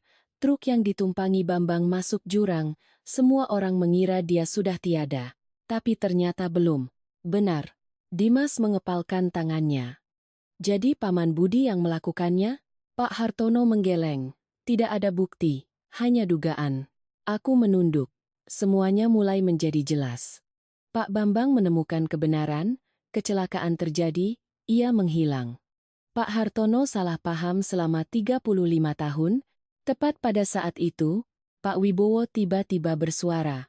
Aku tahu kotak ini, semua orang menoleh padanya. Ini pertama kalinya ia berinisiatif bicara. Ia menarik kursi dan duduk, wajahnya tampak sangat lelah. Waktu kecil, aku pernah melihatnya. Di mana? Di ruang kerja Paman Budi. Aku terkejut. Paman Budi. Masih hidup? Pak Wibowo mengangguk. Masih. Di mana sekarang? Ia menatap Pak Hartono, sorot matanya penuh keraguan. Ayah. Benar-benar tidak tahu? Pak Hartono mengerutkan kening. Tahu apa? Orang yang selama ini mengelola dana investasi keluarga kita. Seisi ruangan seakan berhenti bernapas. Dimas membeku. Aku juga tidak percaya dengan apa yang kudengar. Pak Wibowo melanjutkan, adalah Paman Budi. Cangkir teh di tangan Ibu Miranda jatuh ke lantai. Praang. Pecahannya berhamburan. Tak ada yang peduli. Semua menatap Pak Wibowo. Aku teringat beberapa hari terakhir, semua orang saling mencurigai. Curiga pada Pak Wibowo, curiga pada Ibu Miranda, bahkan pada para pelayan. Tapi tak ada yang pernah menyebut nama Budi, seseorang yang nyaris tak terlihat, yang berada di luar semua konflik, yang diam-diam telah ada selama 35 tahun. Pak Hartono perlahan duduk, wajahnya memucat. Tidak mungkin. Ayah tidak pernah memeriksanya lagi? Tidak. Karena ayah percaya padanya. Suasana di ruangan begitu berat hingga sulit bernapas. Dimas bergumam, orang yang paling kakek percayai. Aku menoleh padanya. Ia juga baru saja teringat kalimat Pak Bambang. Semuanya mulai terhubung. Tapi tepat pada saat itu, ponsel Pak Hartono berdering. Nomor tak dikenal. Beliau menatap layarnya beberapa detik, lalu menjawab. Tak ada yang bisa mendengar suara di seberang, kami hanya melihat raut wajah Pak Hartono berubah dengan cepat. Dari kaget, menjadi tegang, lalu cemas, dan akhirnya panik. "Kamu di mana?" Tak ada yang bisa menjawab pertanyaan itu selain si penelepon. Beliau langsung berdiri. Aku segera ke sana. Panggilan berakhir. Dimas mendekat. "Ada apa, Kek?" Pak Hartono menatap kami semua, suaranya serak. "Itu Bambang." "Dia bilang apa?" "Dia ada di rumah sakit." Jantungku berdebar kencang. "Rumah sakit mana?" Pak Hartono menoleh padaku.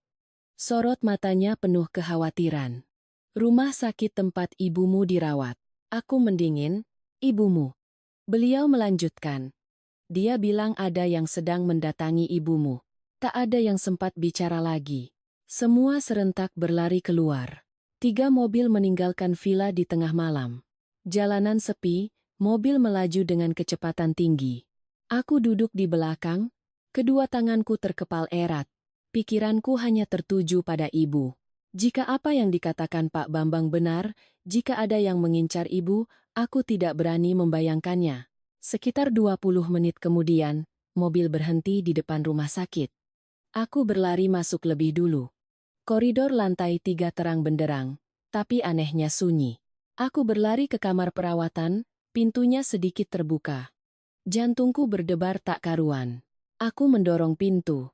Ranjangnya masih di sana. Kantong infus masih tergantung. Selimutnya masih terlipat rapi. Tapi orang yang seharusnya berbaring di atasnya telah hilang. Aku berdiri membeku. Perawat jaga berlari mendekat. Begitu melihatku, wajahnya memucat. "Ibu Kirana, ibu saya di mana?" "Di mana ibu saya?" Gadis itu berkata dengan gemetar. "Sekitar 15 menit yang lalu, ada yang membawa beliau pergi." Darahku seakan berhenti mengalir.